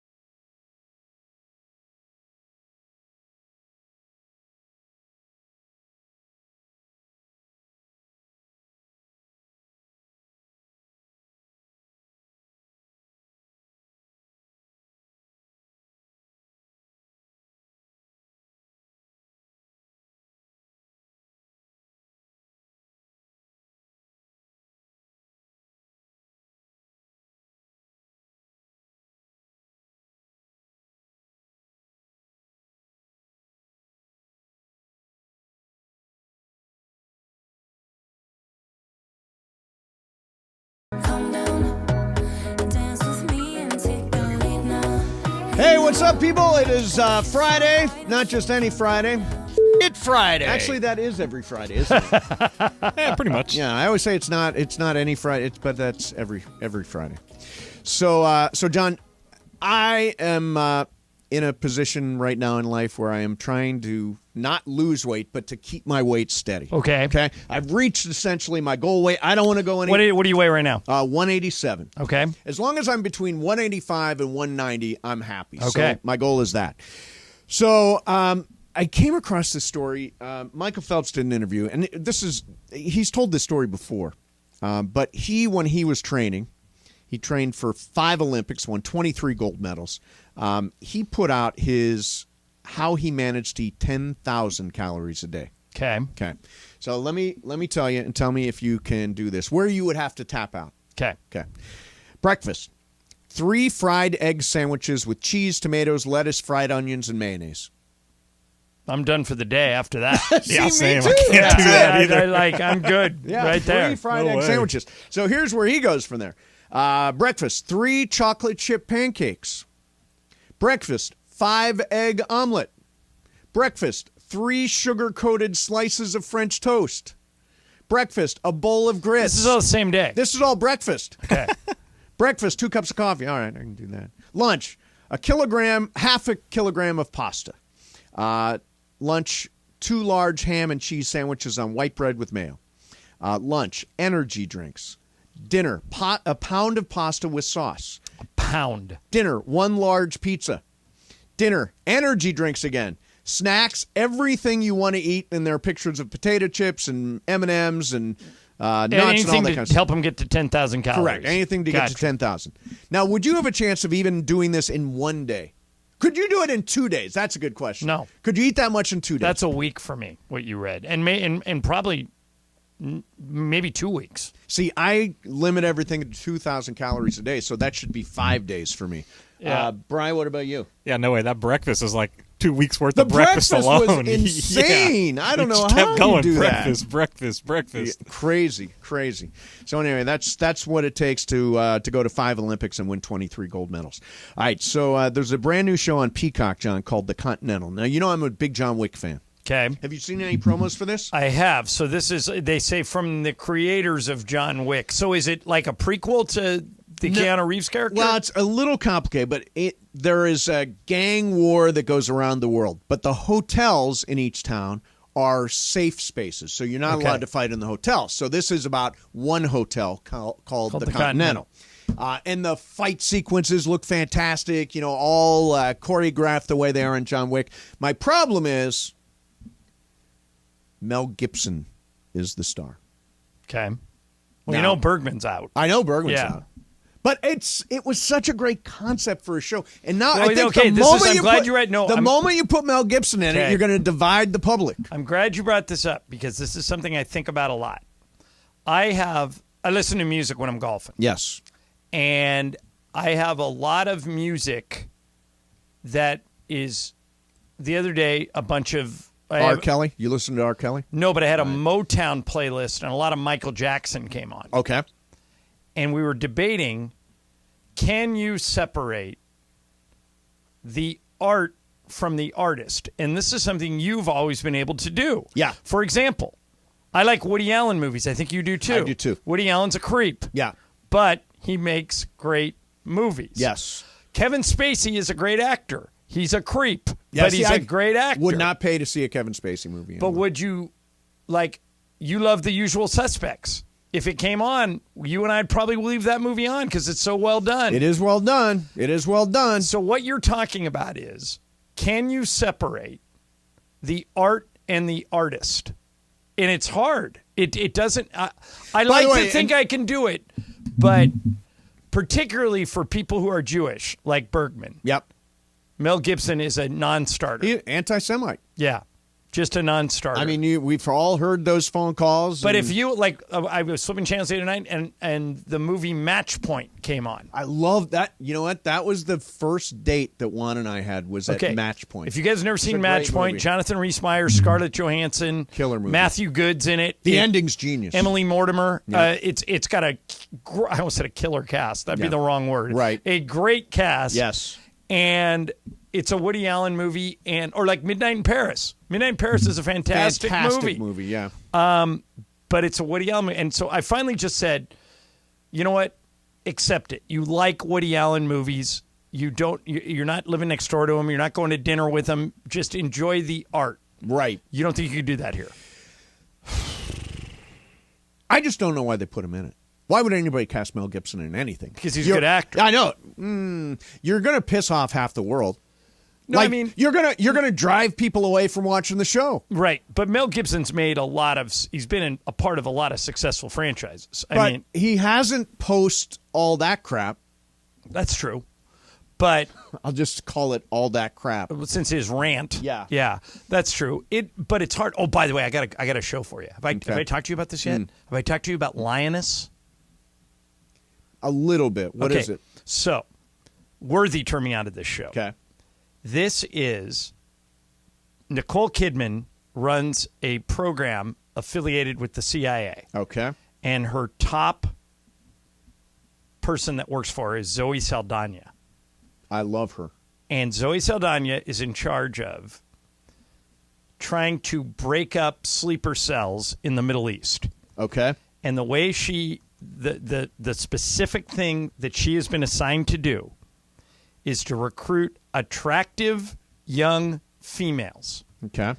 They befriend the girlfriends and wives of the terrorists. Ooh. And that's how they infiltrate them. That's how they find out where the terrorists are going to be, where they're sleeping, who they're sleeping with, and then they go kill them. And it is it's Amazon Prime. Yep. It's how you infiltrate that without getting your cover blown. Right. And it is so intense that after an episode, you almost have to stop down. I've only watched 4 episodes of it, but try it. Watch a couple. What streamer? Amazon Prime. Amazon Prime. It's called Lioness. Lioness. Because this one recruit that Zoe Saldana finds, I don't know who this actress is. She's just a badass. That she infiltrates everything, and they can't. Nobody can kill her. Nobody can beat her up. She's like a soldier who's super tough. Yeah. And a lot of violence. Okay. A lot of cussing, which I know you won't mind. Oh, no. I won't like? Won't mind. Oh, won't mind, yeah. I was shocked because one of the people in it who's like a tough girl is Jill Wagner, who's a Hallmark actress. Oh, wow. And but in this is a big step up for her. Yeah, and she's great. I mean, she used to be the sideline reporter for, what's that show where you run through the obstacle course? And Wipeout. Yeah, Wipeout, sure. So she went from sideline reporter for Wipeout to Hallmark movies to this. Yeah. She's great in it. So if you're looking for something new to check out, watch Lioness. I'll give it a go. It's really good. I'll give it a go. So I love Nicole Kidman. I'm a huge fan. Did you get what I... Oh, see? Brian is on it.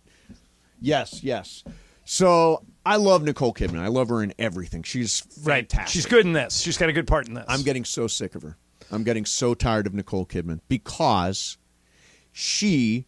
I go to the AMC movie theaters a lot. And before every movie, they play this promo with Nicole Kidman. We come to this place for magic. Magic. We come to AMC theaters to laugh, to cry. It's about 2 years old now. It is care. Too much AMC. Well, you go to a lot of movies. This promo, you're killing me. You're killing me. Indescribable feeling. All right, off the top of your head. Yeah. Best Nicole Kidman movie, go. To Die For. Yep, that's the one. Yeah. If you guys have never seen To Die For. It's so good. It is. It's about a newscaster who will do anything to get ahead. And she's so twisted. It's a great one. It's a great one. All right, coming up next for you, what's up, fool? Brian's going to throw some stuff at us. Maybe Bergman will, too. Bergman, left and never came back. Yeah, he bolted. He's trying to fix the phones. Yeah, trying. So we got What's Up, Fool coming up next for you. Mason and Ireland, 710 ESPN. What's up, fool? All right, did you know it can take up to 11 weeks on average to hire for an open position? That's almost 2.5 months. You don't have that kind of time. So start using ZipRecruiter. They can help you find qualified candidates for all your roles fast. And right now you can try it for free at ZipRecruiter.com/LA. I'm friends with the guy who invented ZipRecruiter. It's a guy named Ian Siegel, and he puts it this way. They don't leave anything to chance. ZipRecruiter has this matching technology. It's an algorithm. It quickly finds and sends you the most qualified people for your roles. So if you're like, Mason used to own movie theaters. If he's looking for a new theater manager, somebody in their computer system would say, yeah, I used to manage theaters, and I used to do it in L.A., and I'm looking for a job. Then one click, Mason can contact him, and he's off and running. How quick? 4 out of 5 companies that use ZipRecruiter, actually it's more than that, 83%, get a quality candidate within 1 day. So speed up your hiring process with ZipRecruiter. Go to that exclusive web address and try it for free. ZipRecruiter.com/LA. Again, that's ZipRecruiter.com/LA. ZipRecruiter, the smartest way to hire.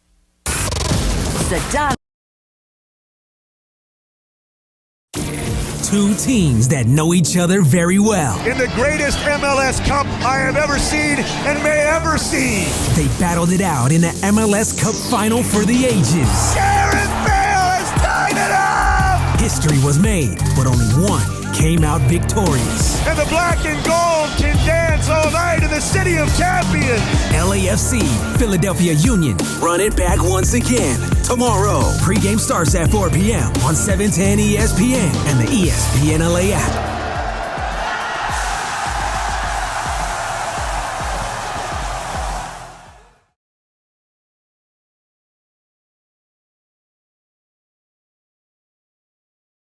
Return of $1 Million Mondays. $1 Million Mondays. Your chance to win $1 million from 710 ESPN. Listen every Monday this football season for your chance at $1 million. $1 Million Mondays. Presented by Hollywood Park Casino. Eat, drink, play. Listen every Monday to 710 ESPN. When you hear the cue to call, be caller number 7. Give us your Super Bowl prediction. Both teams and the final score, and you could be winning $1 million this football season on LA's $1 Million Mega Sports Station.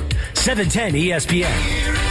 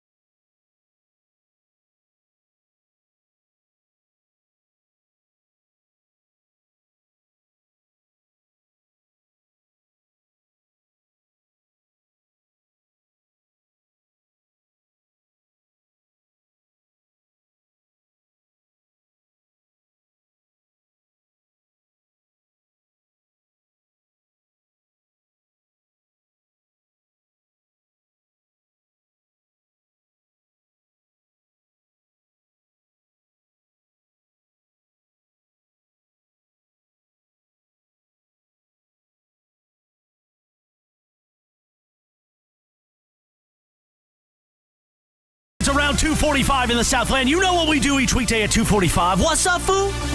And we've been very excited that What's Up, Fool is made possible by our friends at Dos Hombres. In fact, we've got a special guest voice. Take it away, guest voice. What's Up, Fool is brought to you by Dos Hombres Mezcal. It's fate. It's friendship. It's mezcal.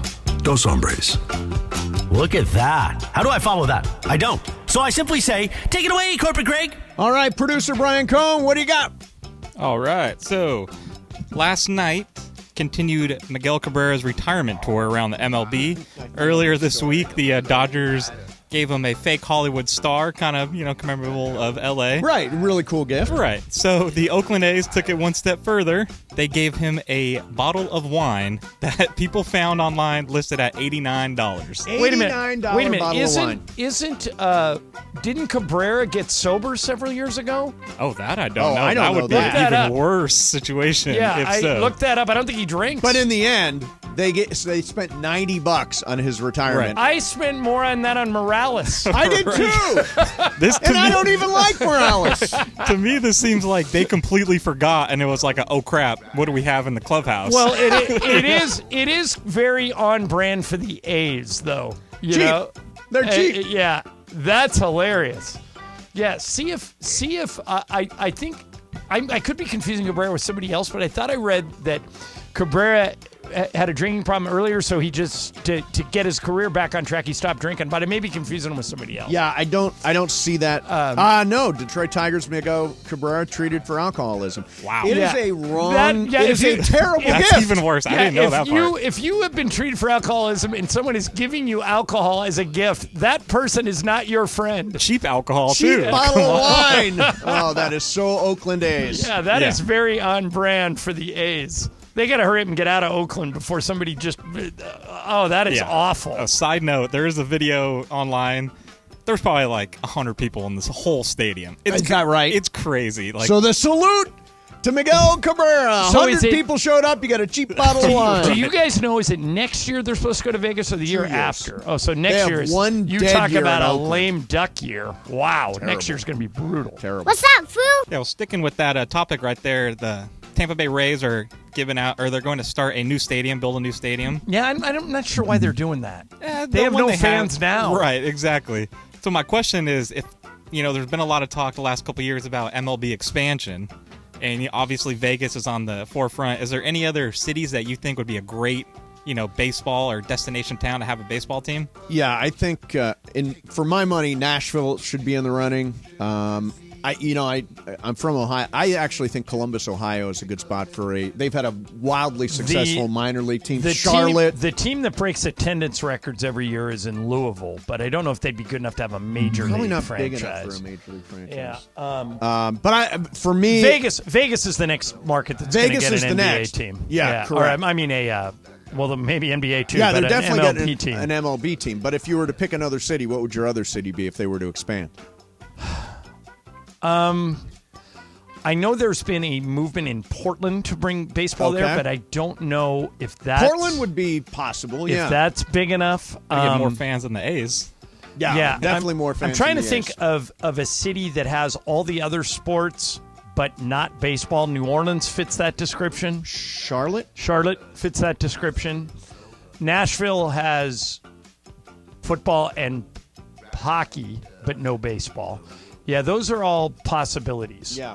But the weird thing about Tampa, even when they were going to the World Series, like they've never drawn. They're last in attendance every year. That's why Andrew Friedman came to the Dodgers. That was like a dead zone down there. So I'm surprised they're building a new stadium. New ballparks tend to spark attendance. New downtown stadium, fixes everything. Exactly. Yeah, exactly. What's up, fool? All right, guys. So the first game in London, I believe, is going to be October 1st. Yes. So our time will be 6:30 a.m. and ESPN and Disney Plus will be doing a special alternative broadcast. The first time ever, it's going to be a fully animated simulcast. They're going to use NFL Next Gen player tracking data, which enables virtual recreation of the game in real time. Yes. So it's going to bring every player and every play into the Toy Story universe inside Andy's room. Okay. You guys in on this one? I feel like this is 10 times better than Nickelodeon. Sign me up. It's better than I'm Nickelodeon. definitely going to flip over and check it out. I want to see what it looks have you like. guys checked out the stats feed on Amazon Prime? I looked at it last night. It's like I wouldn't watch a whole game that way, but to check it out, it's really impressive. No, it's like you going into the future. All these numbers and going into the future. Yeah. And so I applaud the NFL for trying this stuff because we're all going to watch the games anyway. Why not try and attract fans who aren't watching? And try to attract kids. I mean, here's an opportunity to get kids hooked on the game early, whether it's the Nickelodeon with the sliming or it's the Toy Story with the Buzz Lightyear. Yeah, That's about the extent of my Toy Story knowledge there. I feel like it'll do a little better because it is the London game. So, kids on the mornings, on the weekend, watch the cartoons. It's Saturday morning cartoon or Sunday morning cartoons. Right, exactly. Yeah. So I think it'll do pretty good. Excellent. What's up, fool? Well, if you guys didn't know, the electric car is not the only thing going to be on the market soon. Nam X revealed its first hydrogen energy cars, which only takes 5 seconds to refuel. Really? Yeah, 5 seconds to refuel and has a range of around roughly 900 miles. What? Yeah, the first car is expected to launch late 2025, and the base model will be around $70,000. That's it? That's it. Interested in this over Hell an electric yeah. car? I can fill up in 5. So what's it cost to fill up? Does it say? It doesn't say now. Well, it's air. It's 5 seconds though. Isn't it just air? Hydrogen. Hydrogen yeah. is in the air. See, the one reason H2O, the H is the hydrogen. I know you're right? about to get it your runs on water. first electric car. One of the reasons I've never bought a Tesla is that the sticker price is pretty high. Yeah. And I also like SUVs. And although there's supposedly a Cadillac Escalade all-electric SUV coming out next year. Yeah. But it's going to be super pricey. $70,000 is not bad. No. And I think the car you're getting is affordable. I don't think that one is six figures. Yeah, I'm getting the Hyundai Ioniq. You'll hear me talking about Hyundai a lot on the show. I've driven Hyundai for years, and I've wanted to try this Ioniq for a long time. It's an EV. I've never driven an EV. I never drove a hybrid. But I'm excited, and I was trying to figure out in the garage where I can charge. It looks like it's the second floor down. There's charging stations all over the place. If you can get into this garage, the one that I'm parking in, they just put in 20 new chargers. They put me in the but they just have you banished me switch to the west garage. have you switch to this garage. There's 20 chargers down there, and on any given day, there's only a couple of them being used. Oh, okay. So that's where you need to get. Yeah. They'll I'm put you- excited. they'll I'm put you in there. going to go see Santa Monica Hyundai on Sunday and pick up my brand new Hyundais Ioniq. are really good looking. So have you looked at that Ioniq? Yeah, it is. Looks like a smoking. Mercedes. Yeah, it really does. It's like those Hyundai's kind of nailed it with this, and you don't have to pay Mercedes prices. Right, exactly. What's up, fool? All right, guys. So after the Monday Night Football game between the Dolphins and the Patriots, Mike McDaniel quoted saying, "Dude, I play with Legos and found a girl to marry me. That's hard. Beating Bill Belichick is very easy." Whoa! What kind of coach would you rather play for? Someone like McDaniel, the young hip guy saying this in the media, or Bill Belichick, who's pretty much the whole opposite? Gimme young hip guy, the new Well, thing, it's really the next big it's thing. who do you want to play for, Sean McVay or Greg Popovich? Right. Okay, Give me yeah. McVay. I think Mike McDaniel is a fascinating character. I Mike really McDaniel, another guy whose whole career was derailed by alcohol. Yeah. He kicked it. He got through it, and now his career is back on track. And he was the guy when the Niners went to the Super Bowl a few years ago who was drawing up all the plays. Him and Kyle Shanahan. So Miami's real. Miami's going to be. Oh, yeah. Miami's going to be there at the end, and I wouldn't be surprised if they have one of, if not the best record in the AFC this year. I can see them winning 12, 13 games this season. I think they're that good. Yeah. I think they're going to. I think they'll win that division going away. I think their I think offense Buffalo is- and Miami will battle it out, but it'll be close. But I just like McDaniel, and I think Tyreek Hill's the best weapon in the league. Oh yeah, he's unbelievable. I can't believe the Chiefs let him go. Yeah. When I look at the Chiefs letting Tyreek, and I know what people are going to come back at me with. Well, geez, Ireland, the Chiefs won the Super Bowl last year without him. They don't need him. Except he's such a weapon. I almost think it was like the Red Sox giving up on Mookie Betts. If you have that weapon in your stable, don't let him go. Don't let him out. And they did. Yeah, they did. Yep. All right, Brian, is that it? Yeah, I got one more for you guys. Yeah, go for it. ahead. What's up, fool? On a little personal note, my fiance Allison and I's anniversary is coming up in about 2 weeks. Okay, so wait a minute. It's the anniversary of what? When you asked her, when you met, what? When we became 'Cause you're not like, married yet, right? No, but boyfriend and girlfriend, kind of. Okay. Okay, got it. So it'll be 3 years. We've known each other for about 10 years, but But since when dating, when you started dating officially, right, it's it'll 3 be 3 years. years. Okay. Yeah. And last year we went to Lowry's, the prime rib. Very nice. I Very love good, very good. Lowry's. So we're Delicious. looking for a new place this year. You guys have both lived in LA way Yep. longer than me. What's some nice fancy places What that you would part recommend? of town do you live in? I'm more in the Orange County area, but I'm open to go anywhere. Okay, so there's a couple of places. Are you willing to spend a little money? Yeah, anniversary. Okay. So one day I'll be like, okay, let's shell out some dough. I got the spot. It's going to be pricey, but it's unbelievable. You ready? Oh, yeah. Mastro's Ocean Club in Newport Beach. It's in Crystal Cove. Okay. Like Newport Coast. Make reservations. It is spectacular. And there's a couple of restaurants in that same development, in the Crystal Cove development.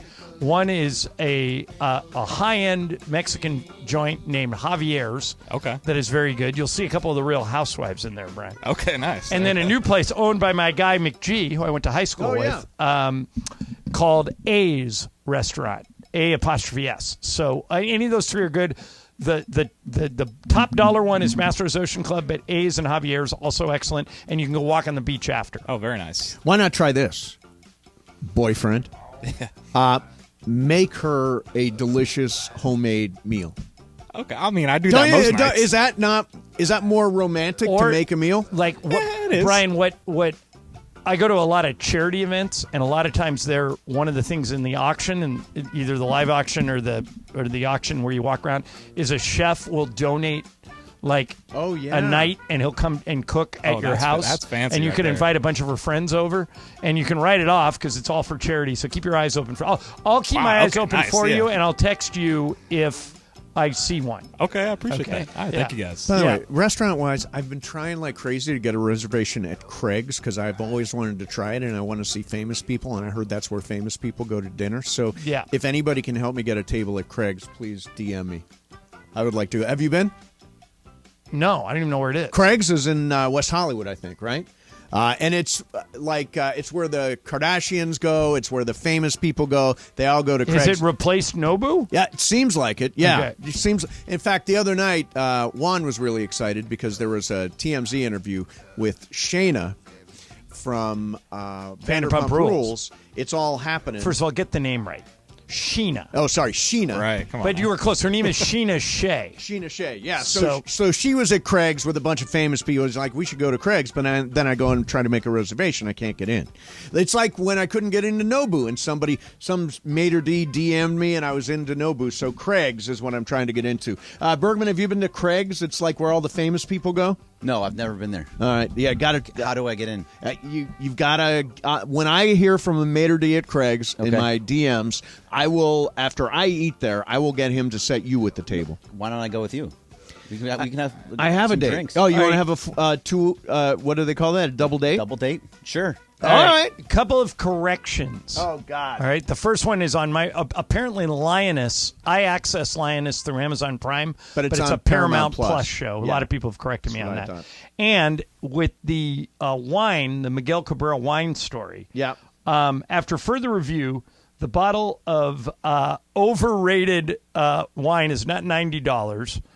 It is Camus Cabernet Sauvignon, 1.5 liter, a Magnum, signed by the whole team. The bottle is priced at $129. Oh, well. Not $90. All right. So A's are getting a bad rap here. Yeah, come on. Bad rap. They went to 120. Well, they went, like Michael buys a lot of Camus. Yep. The regular Camus is about $90 and then the Camus Select, which is what this is, and it's a Magnum, is more expensive. You know, the first thing we do when we get a bottle of wine, I don't do this, Juan does it. He immediately looks it up to see how much it's worth. I never do. Do you never? I have like 200 bottles of wine in my house, and I don't know what any of them cost. When somebody gives us a wine gift, immediately, this is a warning to anybody that's going to give us a bottle of wine. Juan is going to find out exactly how much that bottle Whenever is worth. I go to a party, including ones at your house, I just grab one out of the rack and bring it. Is that So right? now I am going to check before I bring one to your house to make sure that it's not $2 chuck. Yeah, don't accidentally give me a good one. All right, coming up next soon, John.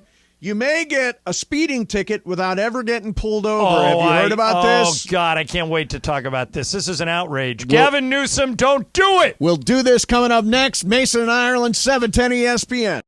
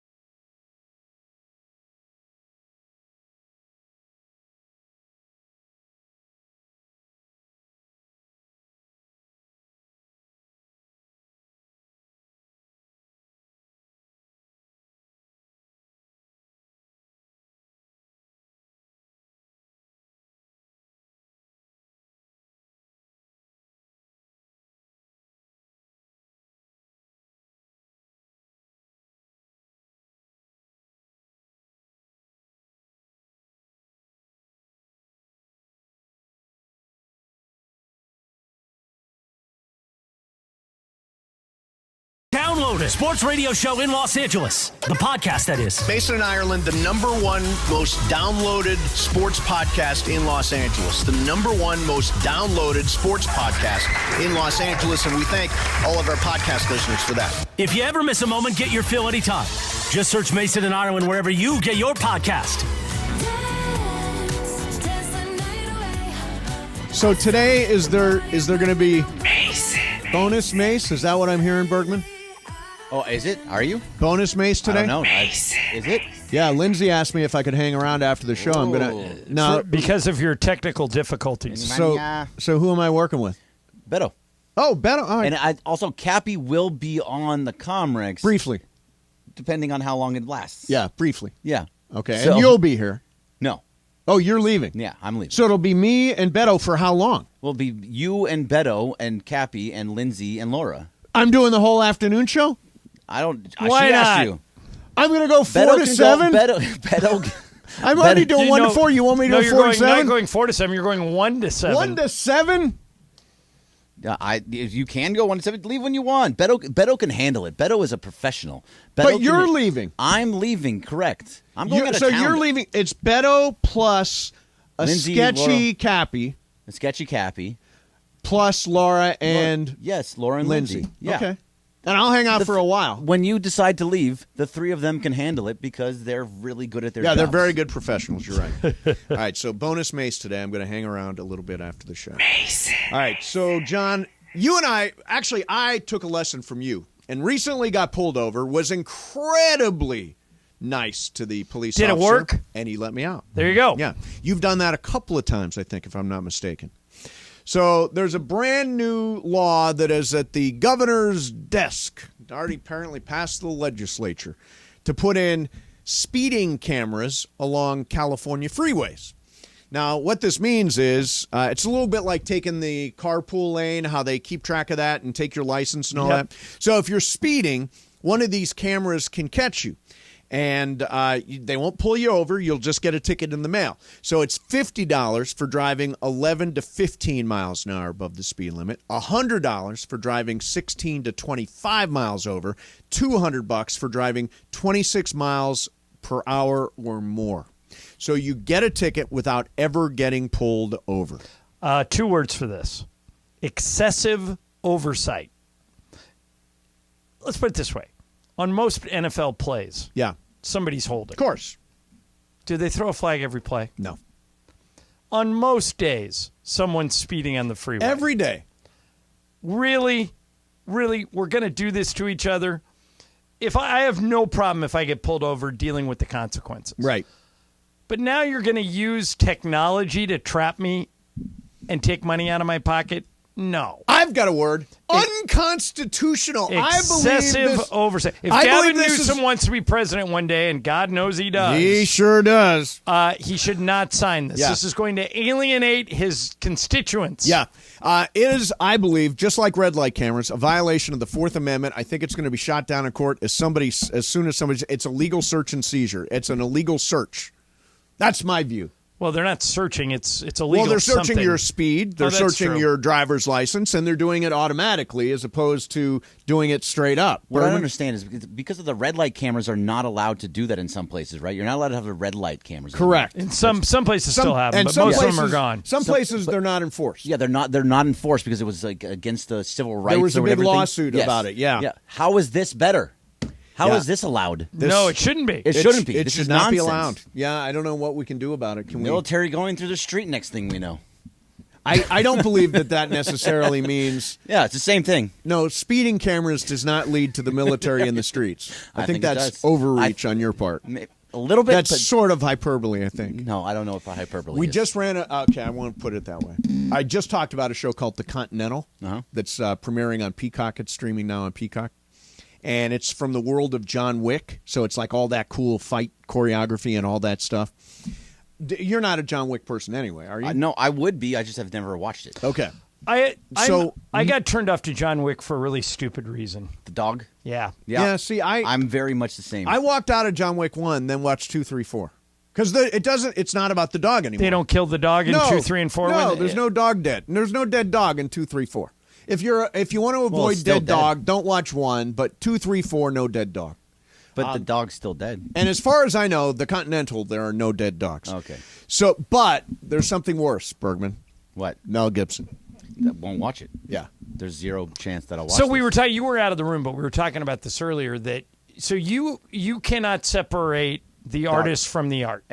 In like some, Woody Allen in movies, some you can't watch. Cases, I just don't like. Can Woody you Allen listen to Michael Jackson I music? can listen to Michael Jackson music. Don't you think it's all kind of pick and choose? Yeah. Like It's very that much one's pick and okay, but that one's not. Yeah, it's like Kevin Spacey, no, but Michael Jackson, okay.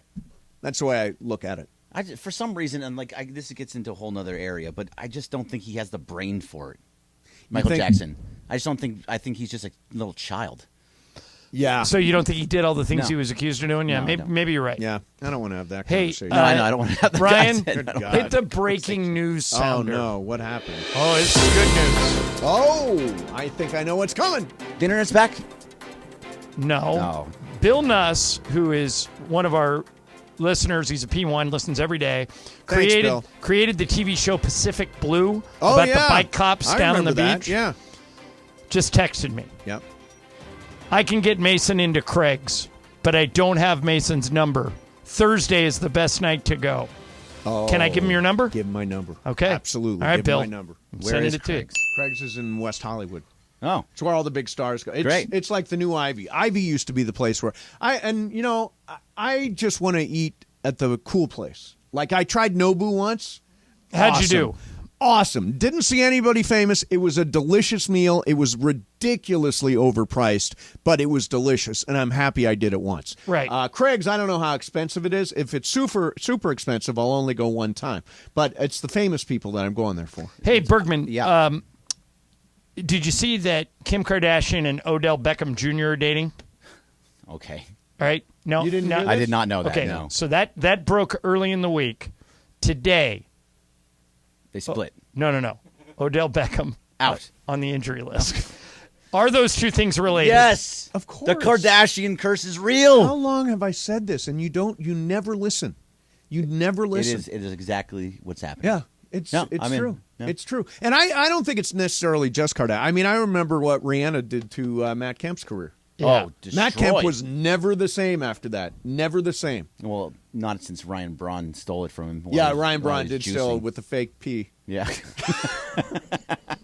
If you remember the story, you remember the story. Yeah. All right, coming up next for you. John, I did this last week. I'm going to do it again. It's called Beat Mace. I am going to put $10,000 on the table. Last week, you won $10,000 from me. The deal is this. I'll give you 5 games. If you can beat me outright, don't tie me, but beat me outright, you get 10,000 mythical dollars from me. Otherwise, you owe me a mythical grand. Everybody in? I'm in for sure. All right, cool. We'll do that coming up next. I've selected 5 key games, and we'll do it next. Mason and Ireland, 710 ESPN.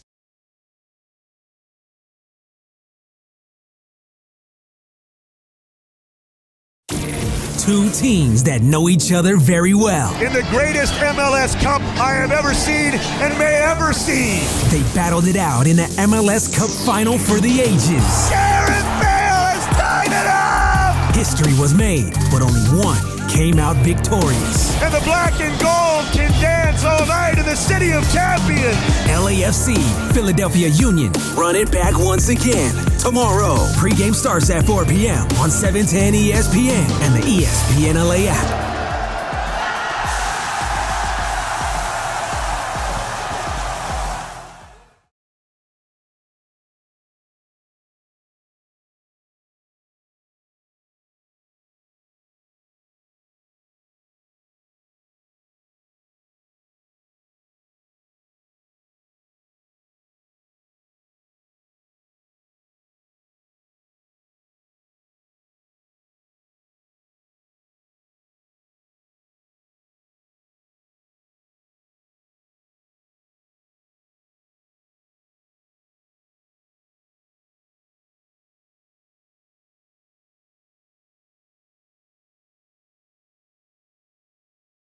return of Million Dollar Mondays. $1 Million Mondays. Your chance to win $1 million from 710 ESPN. Listen every Monday this football season for your chance at $1 million. $1 Million Mondays. Presented by Hollywood Park Casino. Eat, drink, play. Listen every Monday to 710 ESPN. When you hear the cue to call, be caller number 7. Give us your Super Bowl prediction, both teams and the final score, and you could be winning $1 million this football season on LA's $1 million mega sports station, 710 ESPN.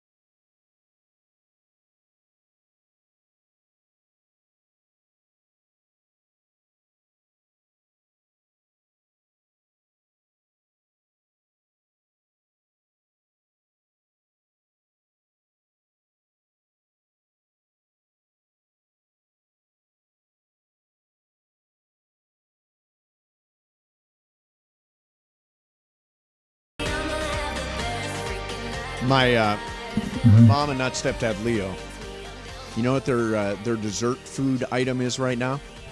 They went to Costco and they got one of those gigantic pumpkin pies. Oh, I approve. And here's the thing. I don't know why we only eat pumpkin pie in the fall. It is delicious all year long. How big is it? It's, I mean, honestly, like size of a hula hoop? Or? Yeah, I would say its diameter is 18 inches. Yeah, I see. That is not going to keep you at 187. No, that is not. That is not. That's why it's dangerous to visit my mom's house. My mom's house, you open a cabinet and like M&Ms and crackers and chips fall on you. Way to go, like Donna. Unbelievable how much food there is, and I cannot restrain myself. The only way I restrain myself is by having no bad stuff in the house. Yeah. If there's something bad, I'll definitely eat it. I'm going to see my mom tomorrow. She can't figure out how to work any of her TVs. Oh, how's her, has she, she was dating at one point. Going strong. Is she? Yeah, they just got back from a cruise. Get out of here. Yeah. Oh, good for Myrna. She's taking a page out of your mom's book. Oh, that's so great. She's got her own Leo. Oh, yeah. And Ireland told me amazing story about that time, but that's not for this. Yeah, I don't think I can tell that on the air. I don't think you can. Did I show you the picture? Yes, you did. And it was right. absolutely Oh, God, I feel so left out. No, I'll show you. I'll show you. I'll show you during the break. Okay. It's great. You are All going right, cool. to love it. All right. So we're doing a little thing. I've got so much mythical money that we're doing a little beat Mace, and I'm putting 10,000 mythical dollars on the table for whoever outright beats me picking games, and I've selected 5 games, John. Okay. So we'll go through them, and producer Brian's going to play. Corporate Greg is going to play. Here we go. Game number 1, New Orleans +1 at Green Bay. John, where do you stand? New Orleans +1 at Green Bay. Give me New Orleans. New Orleans. And the point. And the point. Bergman. I do not trust Derek Carr in the slightest. But you do trust Jordan Love? More than Derek Carr. Okay. Let's go Green Bay. Green Bay. -1. Okay, -1. And Brian? Yeah, I've liked Green Bay the last couple weeks. I'm going to go Green Bay here. Ooh. Which way? But the important one is which way are you going? New Orleans. Okay. Yeah.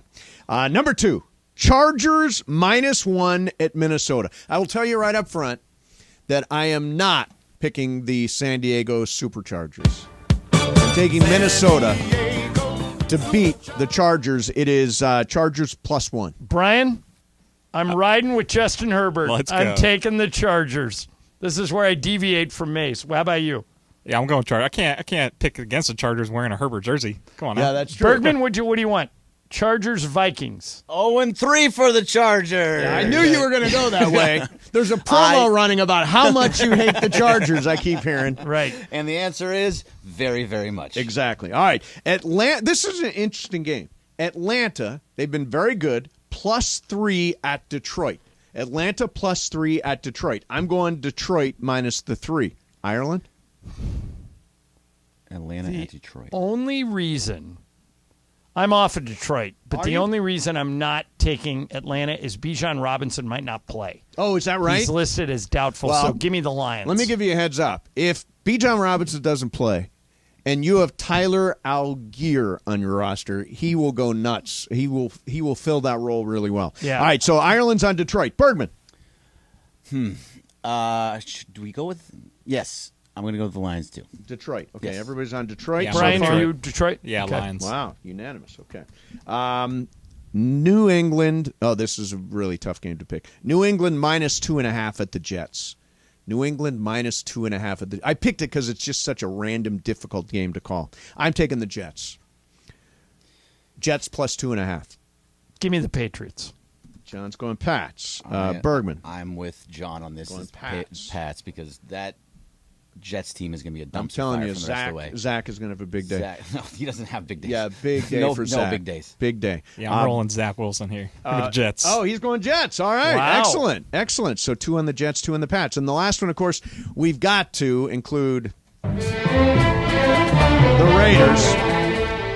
Pittsburgh +2.5 at Vegas. Pittsburgh +2.5 at please. Vegas. I'm taking Pittsburgh. Home dog. Give me the Raiders. The Raiders on their way to 16-1. Easy money John's here. on Vegas. Bergman. Oh, God, T.J. Watt is very, very scary. And that defense has looked good. They scored twice last week. Yeah. Give me the Raiders. I like it. Okay, taking Vegas. And Brian, which way you going? This one's tough. Steelers' offense has been absolutely terrible. Kenny Pickett. Kenny Pickett's terrible. Yeah, Kenny Pickett is awful. Terrible. That defense is good, though. Yeah, give me Pittsburgh. Go on Pittsburgh. All right. Small hands, Kenny. Mace, I'd like to offer you an amendment to this bet. Okay. The bet as it stands is if I beat you, I get 10 grand, and if I lose to you, I got to give you 1 grand. Correct. I say times 10. I beat you, you give me 100 grand, but if I lose, I give you 10. You up for it? Times 10. Times 10. You have so much money that even if I beat you. So what is it? You're times 10 for what? No, right now, the bet that grand. Mason has offered is 1,000 versus 10. 1,000. He gives me 10 if I beat him. I give him 1,000 if I lose. What so I'm saying 100 is, to 10. yeah, this isn't for you two guys. It's just for me. I will pay you 10 grand if you beat me, and you pay me 100 grand if you Done. don't. I like it. Wow. Done. I like You're it. crazy. I am crazy, but I have so Wacky much Mace. money, I Yeah, might that's as well true. have some fun with it. That's true. Yeah. Okay. And after all, And if we tie, is it a push? yeah, if we Okay. tie, Well, it's nobody. It's Okay. 5 games. But you and really I have can't. 4 different. Oh, we're not tying. Yeah, We're not Yeah. going to tie. Okay, good. Somebody's going to win this thing outright. All right, good. All right, there you have that. So throwing some money on the table. I made a bunch of bets this week. I didn't have time. I'll do it. I'll email them to you guys before the game. I'm going to do a college parlay and a pro parlay. I'm doing USC -34.5 against Arizona State. Arizona State's a mess. -34.5 is a big number, but I think USC covers it handily. And I think we're going to see.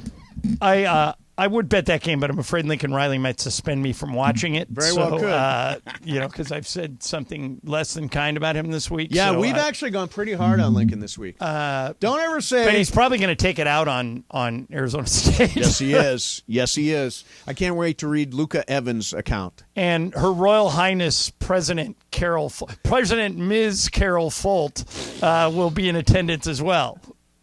Hey, let's go easy now. What do you mean? Apparently, we're not allowed to call her Carol. I want to hear USC football on 710 next year. Well, I hope Madam President gives us the deal is up with that crap station they're on now. All right, time's up. Madam President, Madam step it President, up. Please. All right, one more thing to get into here. Jacksonville. You were talking about Tampa Bay's got a new stadium deal? Yeah. Or working Jacksonville on a new should not deal? have an NFL team, by the way. Okay, so this is an interesting story then.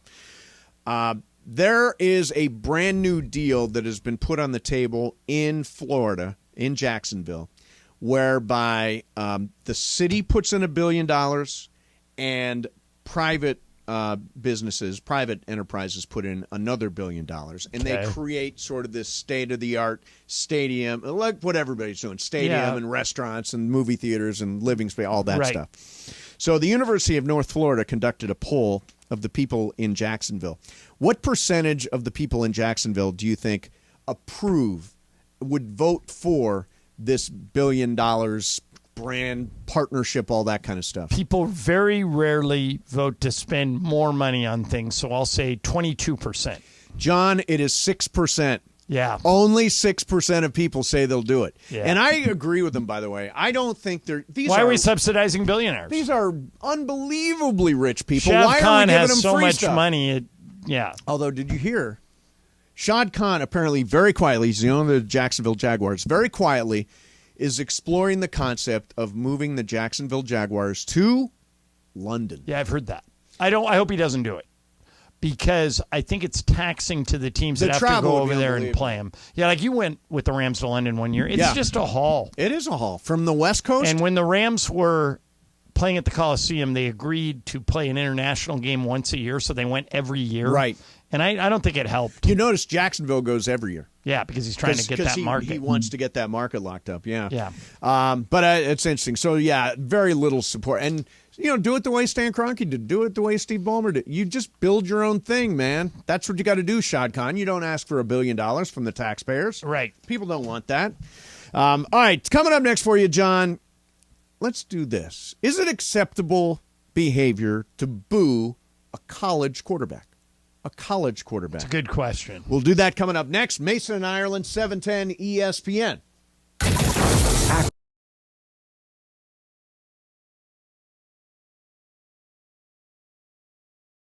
The return of $1 Million Mondays. $1 Million Mondays. Your chance to win $1 million from 710 ESPN. Listen every Monday this football season for your chance at $1 million. $1 Million Mondays. Presented by Hollywood Park Casino. Eat, drink, play. Listen every Monday to 710 ESPN. When you hear the cue to call, be caller number 7. Give us your Super Bowl prediction, both teams and the final score, and you could be winning $1 million this football season on LA's $1 Million Mega Sports Station, 710 ESPN.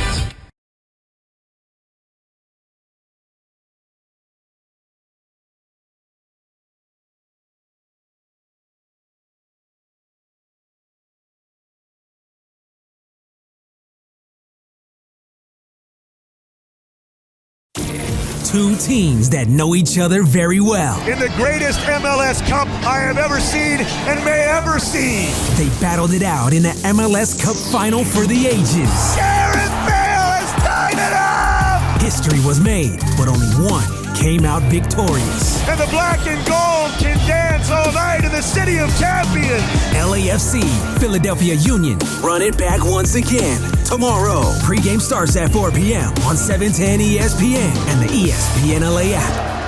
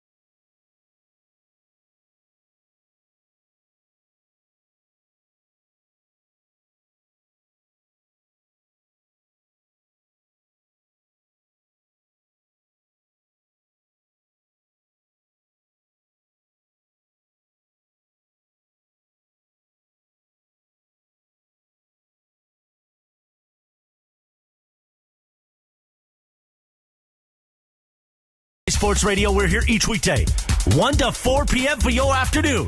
Sandwiched between Travis and Sliwa and Sonato and Cap. Mason and Ireland continues now. Boy, I am ready for the weekend.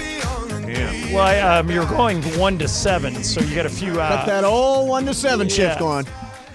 So, I was booing. I understand. Booing, I get. I understand why people do it. But the question you're about to ask is a good one. So, turns out Missouri quarterback Brady Cook, who led the Missouri Tigers to a huge upset win over Kansas State on Saturday, got booed. They weren't playing very well. Yep. The reason, though, is that there is a prized recruit named Sam Horn, who is a redshirt freshman, and Missouri fans want to see him. So they're booing Brady Cook, the starting quarterback. And afterwards, the Missouri head coach, Eli Drinkwitz, it's a terrible name, isn't it? Yeah, good coach, though. Yeah, Eli Drinkwitz. He says, I'm going to say it pissed me off when we booed our starting quarterback to start the game. He went out and played his butt off for this university, for this team. They need to get behind him. You get behind the young man. You want to boo me. You don't boo the starting quarterback. It's bullcrap. It's a little bit, I'm a man, I'm 40. It is a little bit like that. Now, is it right, I guess? It is your right, but is it right to boo a college quarterback? It's not. I try to remember that when we're discussing college players in general, that these kids, until recently, are not being paid. Right. And they're trying to figure out how to play. All of them have NFL aspirations. Yep. So I'm a little more careful. You can criticize a play they make, like you could say Reggie Bush was crazy to lateral the ball to a tailback who hadn't played all year, and it cost. But I would never boo a college kid. Yeah, I wouldn't either. I'm not a big booer. It's not my jam, but I understand that some people do, and it's completely you're right. But the idea of booing a college kid, particularly, by the way, he won a game. An upset win. On a 61-yard field goal. Yeah. So I don't understand the boos. I understand that, hey, we want to see this Sam Horn guy. He's a prize prospect, all that kind of stuff. But you got a guy that's winning games for you. And I would say the booing is just inappropriate of college kids.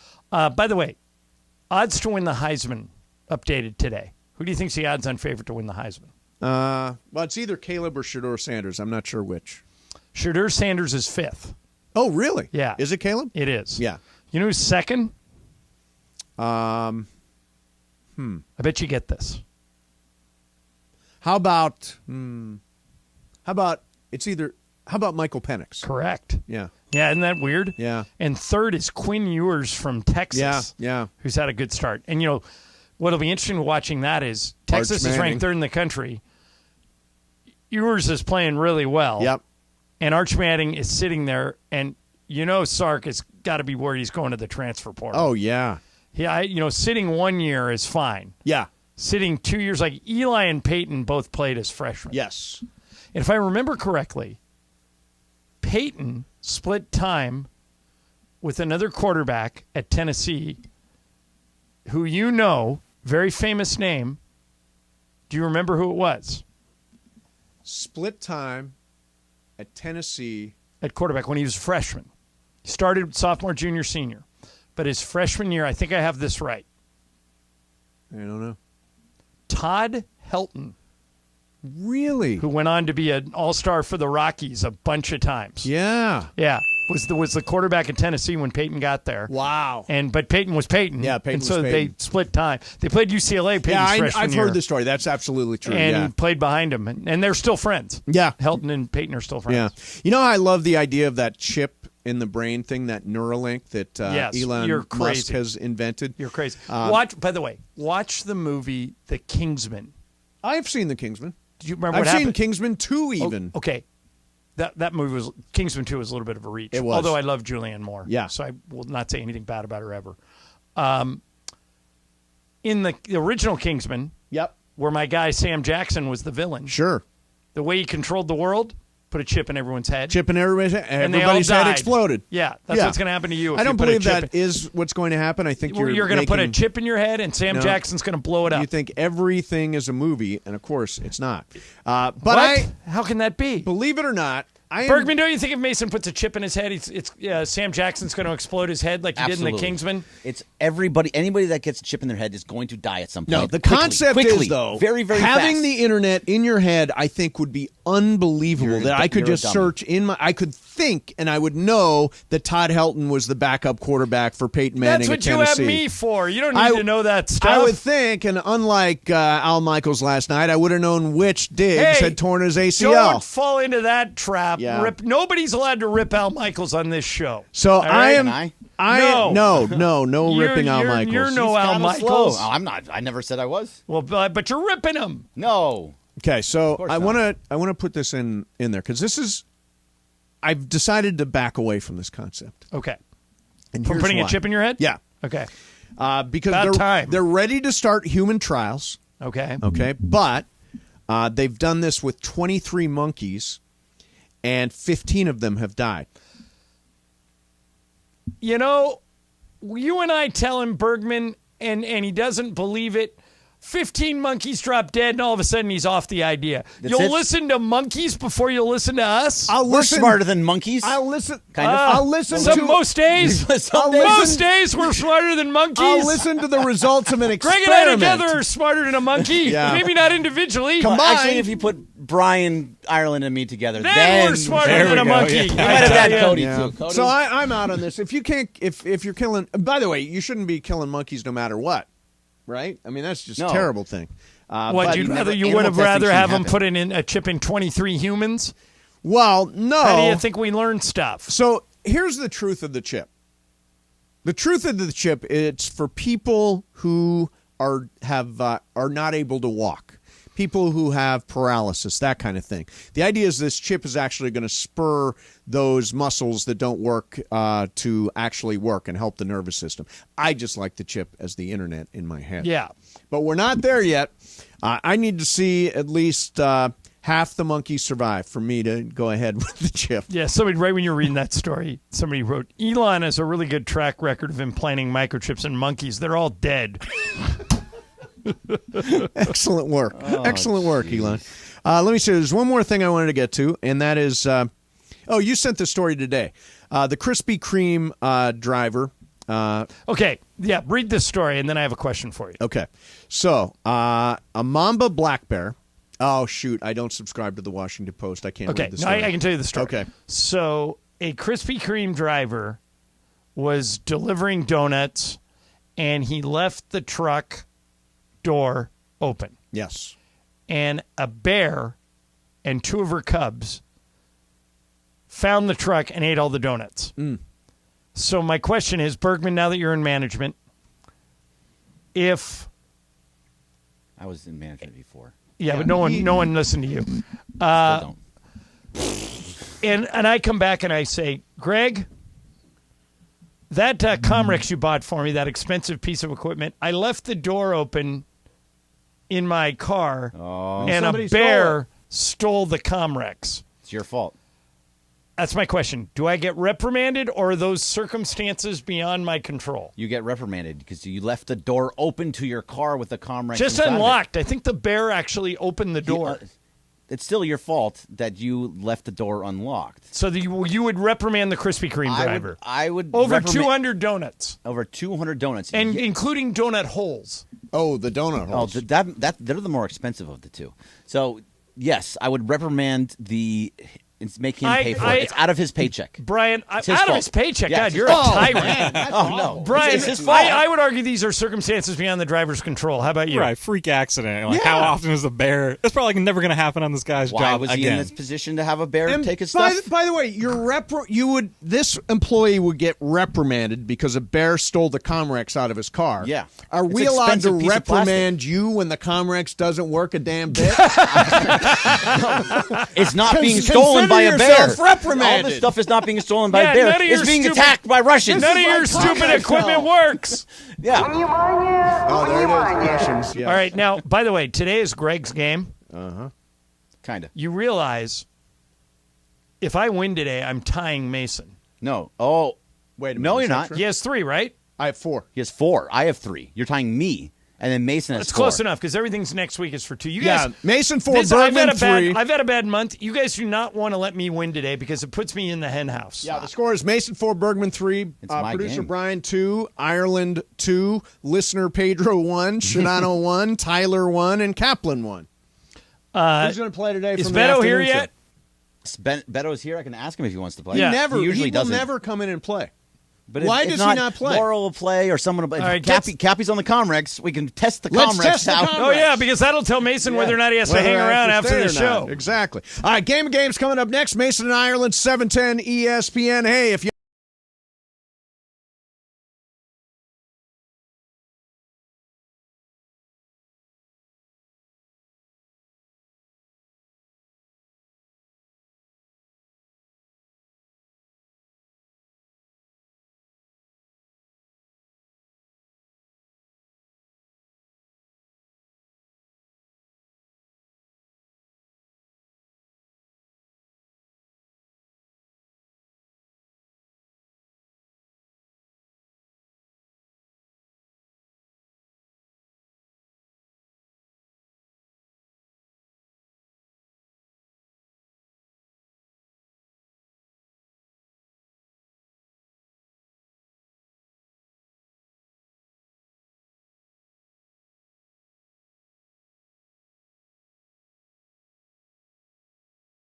Is that what I heard? Did I hear that Mace is hanging around? For how long? Excuse me.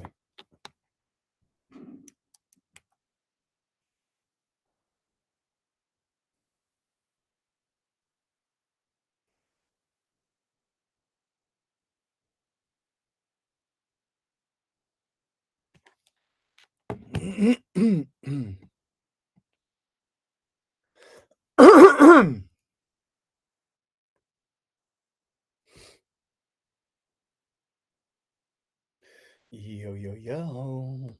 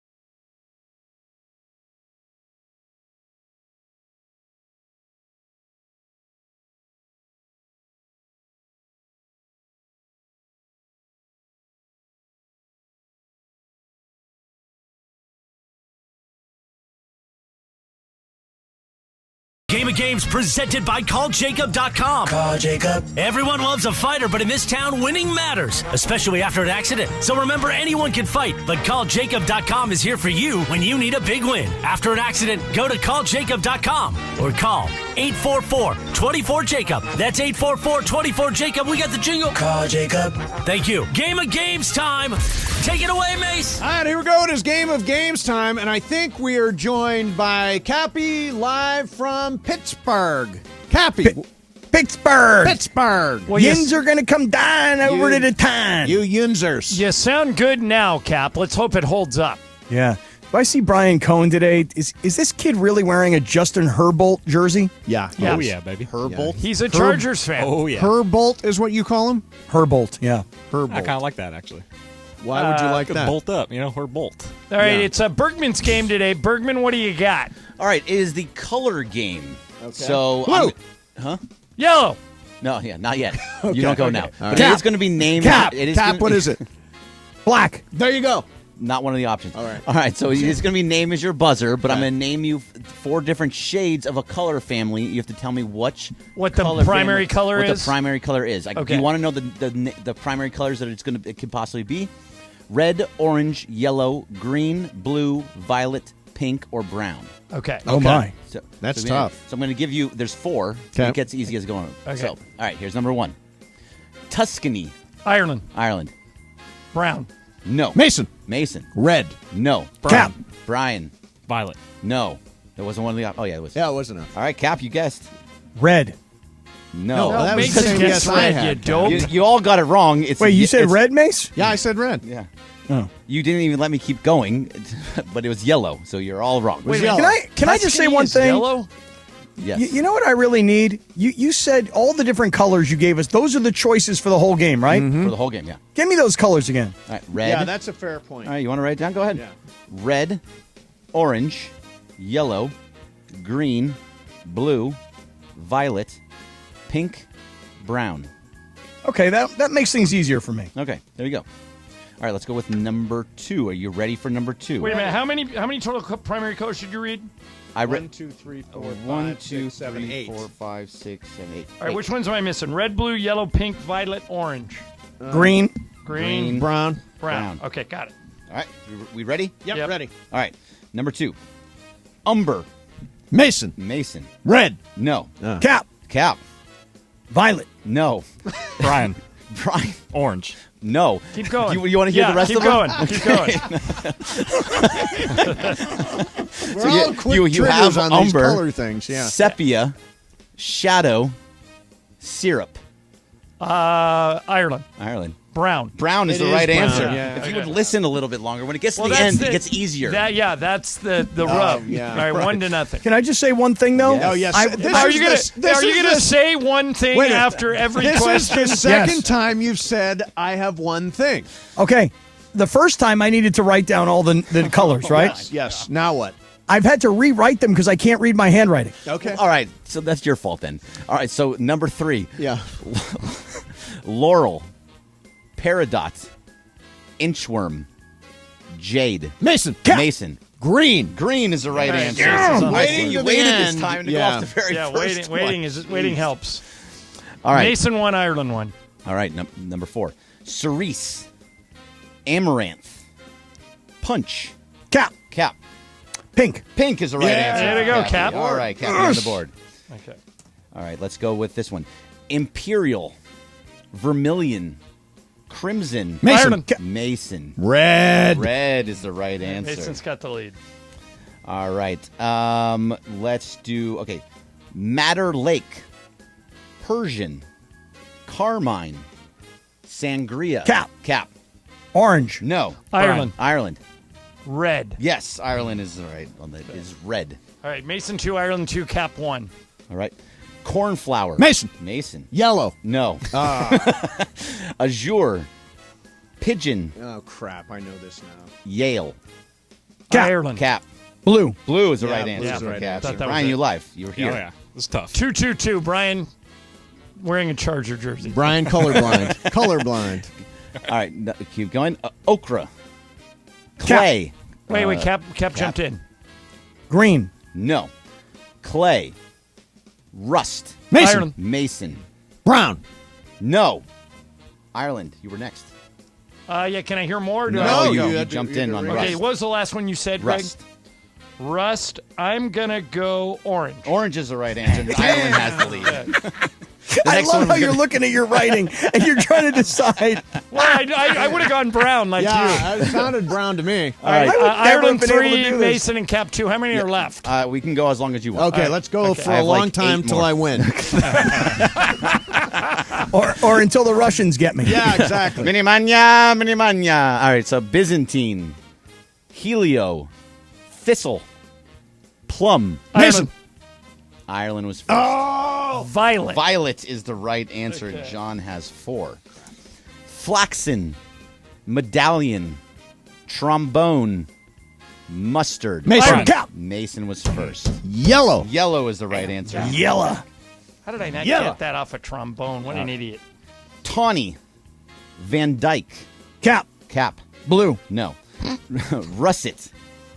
Ireland. Ireland. Brown. Brown is the right answer. It's 5 for Ireland. What's the score? 5, 3, 5 for me, 3 for you, 2 for Cap. God, I'm And going to Brian start has buzzing not in even- early. I'm going to start buzzing in early. You have not even buzzed in at all, Brian. Yeah, Brian, what is your deal? It's hard. Okay, it's hard. It's You're right, hard. It is hard. He didn't write It's a down good the answer. letter. He didn't write them down. No. Sacramento. Malachite. Sage. Mason. Green. Green is the right answer. Damn. One back, Mace. All right. Did I do this one? No, I don't think so. Prussian. Cap. Pink. No. Cerulean. Mason. Mason. Blue. Blue is the right Damn answer. it. And it's tied. 5. There's only 3 left. Okay. Fandango. Amethyst. Mason. Pink. No. Brian. Violet. Yes, Violet is Oh. the right. Brian's on the board. Brian's on the board. 2 left. Spoiler. All right, here we go. Tyler. 2 left, yes. Spice. Amber. Cap. Brown. Mason. No. Mason. Orange. Orange is the right answer. Oh, Mason Mason's has the got lead. the lead. I got to catch you here. All right, Okay. this is the last one, Ireland. Do you have a tiebreaker? Yes, I have tiebreaker. Okay. Thulian. Creamy. Cap. Yellow. No. Carnation. Ireland. Pink. Pink. Pink is the right answer. We have a tie. We have a tie. We're going to the tiebreaker. We're going to the tiebreaker. God, I'm having You such a beat good me month. in the last 2 tiebreakers. I know. All right, here comes. We got to write something down, Write right? something down? Yes, you have to Okay. write it down. Okay. Over Crayola's 100-plus year history, they have made 330 true colors. These are the colors you see when you use a crayon.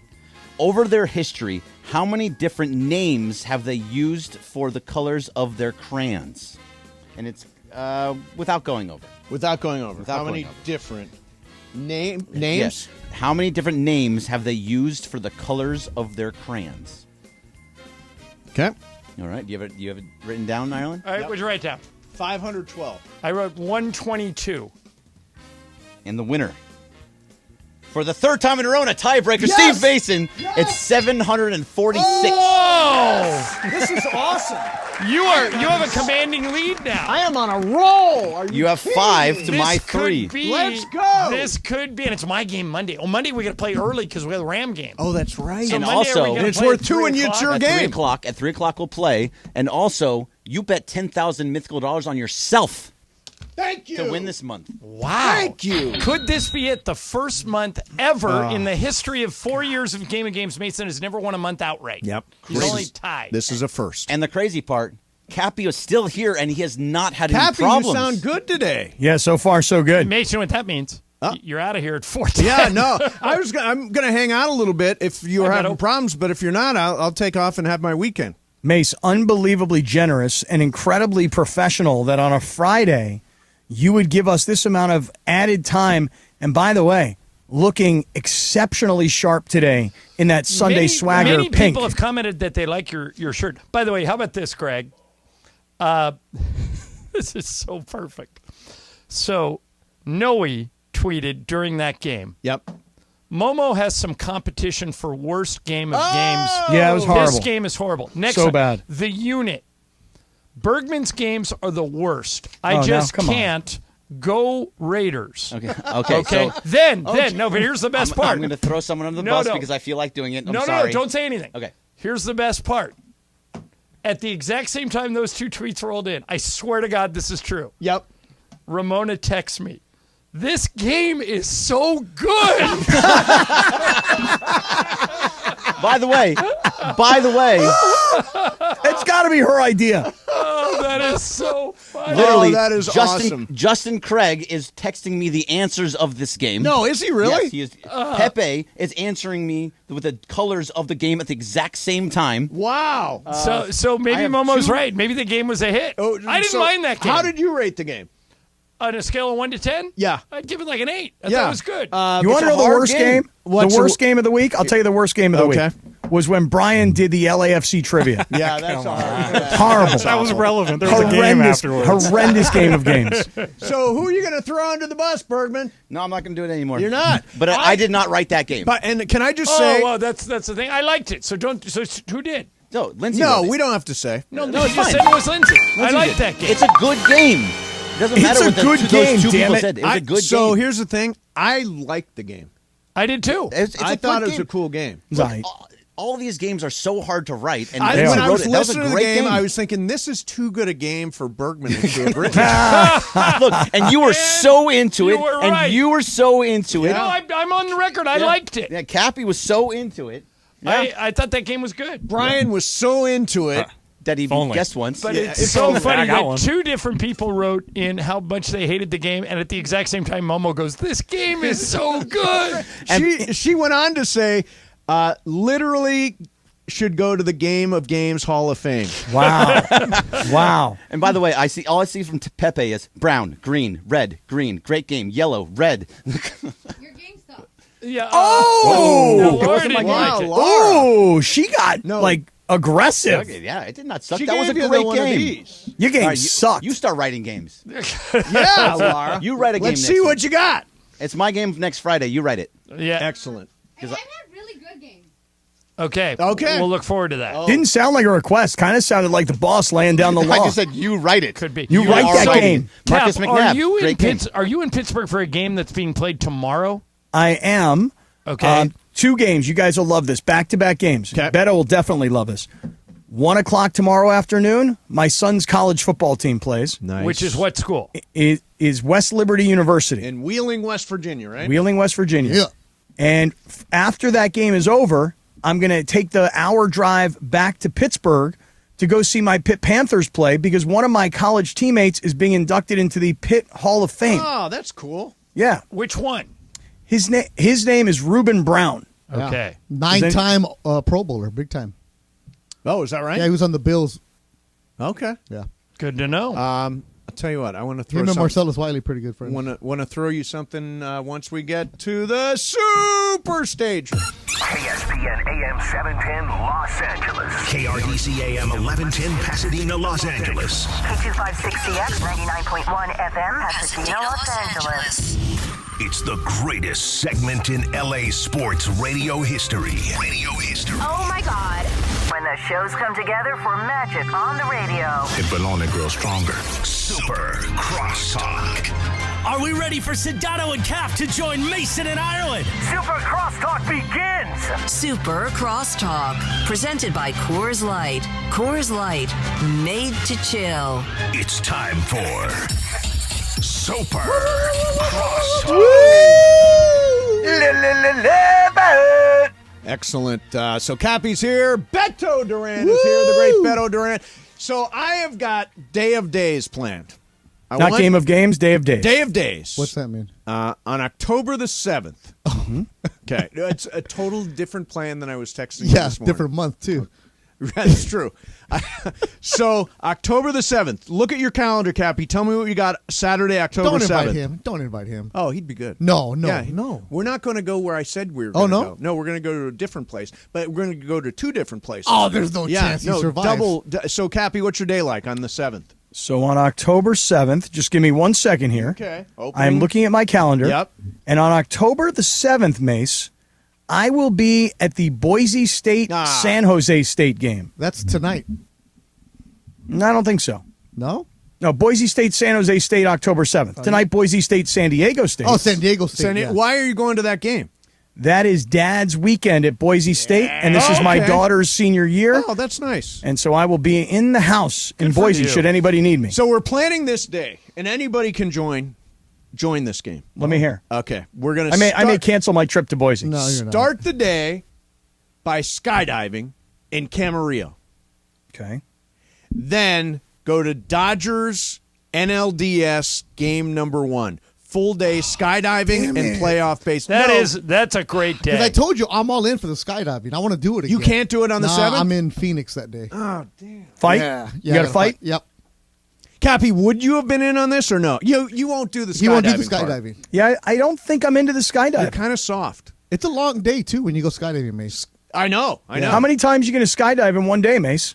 You only allowed once. You only do it once. What do you mean you're only allowed once? It's not like a carnival it's ride. not a roller coaster. Let me get back in line. Get back in line. I'm ready to go down. No, and shoot Beto, again. I think that's how it works, man. No, it is definitely not how it works. I've skydived, and that's not what happens. Okay, so let me get it straight then. It's when you skydive, like you're going to tandem dive, right? There's going to be a dude. You have to. Tandem jump, yes. Okay. And then if you're a regular licensed skydiver, you could dive 10, 15 times a day if you wanted to, right? Yeah, if you're one of those guys. That is correct. All right, so this is a one-time deal. Yeah, if you're the Golden Eagles, you can jump as many times as you want. Gotcha. But we're just us. Okay. So Bergman, Brian, and me are in this. That's awesome. I wish I could. No 'Cause way. You know I'm all about it. That's How much does it cost, Mace? A couple $100. I don't know. maybe. It's on me. Oh, wait a second. Hold on. Let me see if I can change this Let me trip. see if I can jump. First of all, up you're not going fast. to do it because you're scared. Yeah, you don't have the. Yeah. You're gutless. It's not this. You're but literally it's- gutless on this. You Yeah, but said it's- last week that you wouldn't do it. Right, but scared is different. It's like the question is, do I need to take this risk? Yes. Example. Well, here's an example. Because you're going to have so much FOMO because these guys are going to have so much True. fun. It's gonna I be don't think much so. fun. Oh, and they're going to yeah. have a bond for life. We are going to have No. with the first time I skydived, the moment I land, I was like high as a kite. I was like emotionally, I was just so cool. charged. Oh, you up. don't mean like on gummies? Yeah, no, different. Like up. Okay. Yeah, when Got you're it. floating Charged up up. there, it's just crazy. I did it over Lake Elsinore. Oh, and that's you're cool. Like, damn, this is cool. Yeah, Cappy, I don't think you're cut off for it. Well, I might not be. I've definitely given up certain risky things in my life that I did. For example, Marriage. well, that was probably the one thing I gave up. That was probably the smart thing to give up. Yeah. You know what I mean? Right. Although I did have a meeting today with a friend of mine who's kind of going through something, and I was like, brother, listen to me. In 20 seconds, I will tell you why you should not get divorced. And I went from the day I got separated to today. And by the way, that's about 7 years, and it's still not over. Wow. So, But still worth it, right? But wait a minute. Oh, yeah. Cap, Yeah, definitely worth it. yeah, Cheaper why to would you? keep I her, was but going to worth it. say you don't want to be divorced. No, I'm suggesting to this friend of mine, don't do it, bro. Whatever the problem is, fix it. But you didn't do that. Right. I tried and tried and tried for years. Right. And then I finally couldn't do it anymore. And then she took you to the cleaners, right? Whatever. I worked with a news anchor one time who said, "I'm so pissed off. I'm paying 2 ex-wives." Which has got to be really brutal. Yeah. I know who you're talking about. Kevin. Do you? Kevin Costner. Is paying $60,000 a month to his ex-wife. If she wanted one season. I would like to marry Kevin Costner. Can I be wife number 3? Irish. I used your line the other day, Which was we're all going to marry. Might as well marry rich. right. To this young kid who told me, he's like, Just I don't want to get just married. as easy to marry rich as it is to marry poor. I said my wise friend John Ireland told me that this man in Hawaii told him this. Yeah. We're all gonna marry. Might as well marry rich. Yeah. I play golf every day. That dude, when I met him, I was just golfing by myself, and I got paired up with this guy. I said, "So what do you do?" He goes, "I married a Texas oil heiress." Nice. And I said, "What do you do?" He goes, "I'm doing it." Does she have a sister? Yesterday, you guys actually, I wonder if you guys heard this, but Bergie obviously was filling in yesterday because we didn't know what was going to happen. I heard a bunch of the show. Okay. I heard the whole thing this. driving up this morning. Okay, Fantastic. but listen to this. Bergie starts talking about how he wants to be in love. Yeah. And how he's He's thinks a that romantic. love.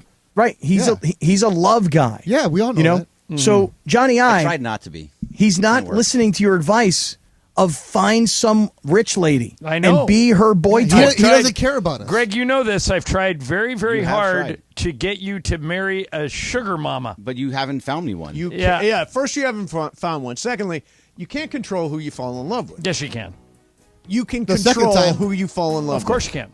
No. Like I used to work at this You fall in love, you news fall in anchor, love. and she said, and she was with this older dude that narrows it down. like there's a huge age difference. I couldn't understand it. News anchor. And huge I age go, difference. Really narrowed I it went to down. her. I go, okay. I was pretty good friends with her, and I went, explain your boyfriend to me. And she goes, simplest way I can explain it. I married for love the first time, not making that mistake again. Yeah. And his name is Jeff Bezos. Yeah. Well, I mean, Cappy's that's a good getting down. example. Yep. You know, that's Former a news mutually, anchor. Yeah, that's a mutually beneficial relationship for both of them. Fantastic. So Why are I'm they in love?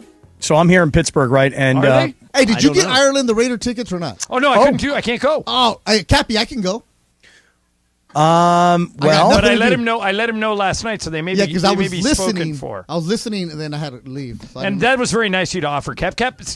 Somebody gave Cap 2 tickets to Raiders Steelers on Sunday night. The hardest ticket to get in Vegas right now. Yeah, but I couldn't. I couldn't swing it. I got too many moving parts this week. Sunday Night Football, the Raiders are going all out. There's a bunch of concerts and stuff like that. I bet you a lot of Pittsburghers are going to fly out. Yeah, Steelers travel really well. They have a nation. Well, Beto, I'll tell you later what happened to those tickets because I think you personally will find it very interesting where those tickets went. But Johnny I, let me ask you a question. Yes, sir. Today is what day of the week? Friday. Okay.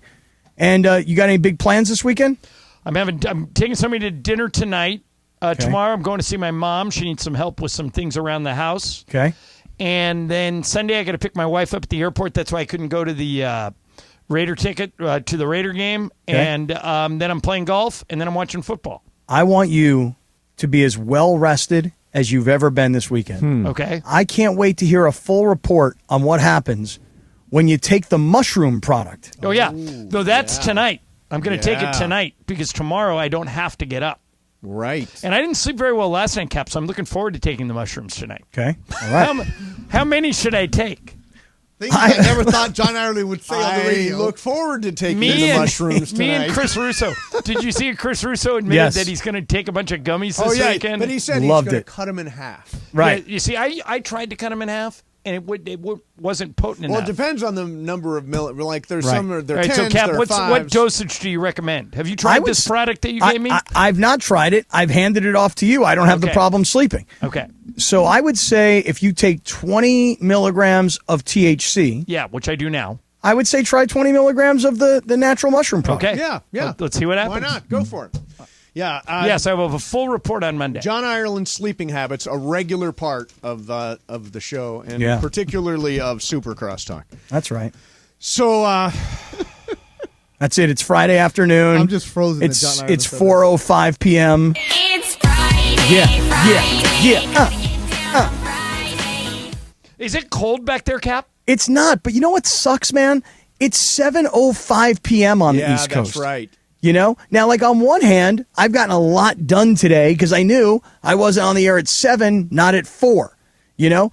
So I've got a lot done today. But on the other hand, by the time I'm done, dude, it's 10 o'clock. It's pitch black. Yeah, Day's over. When Mason and I used to do your slot afternoon drive, I would hate it because when I had to do the show on the road with the Lakers, really? It would take me out of any nights off. Like if we're in Miami, we'd be on 7 to 10. Yep. Everybody's going on. I couldn't go. Yeah. It's a little more manageable now that we're middays, but I know what you're. I feel your pain, Cap. Yeah. I know what you're talking Cappy's about. Comrex is going to all of a sudden go out.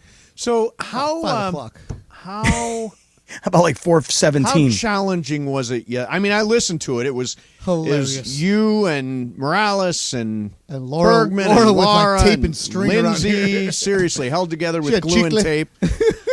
What you walk away? What feeling did you walk away with, Cappy? So I walked away with a feeling of that was awesome, not because it was a great broadcast, but because I know that if I were a listener on the other end, I'd be like, I can't turn this off because I got to see what's going to happen.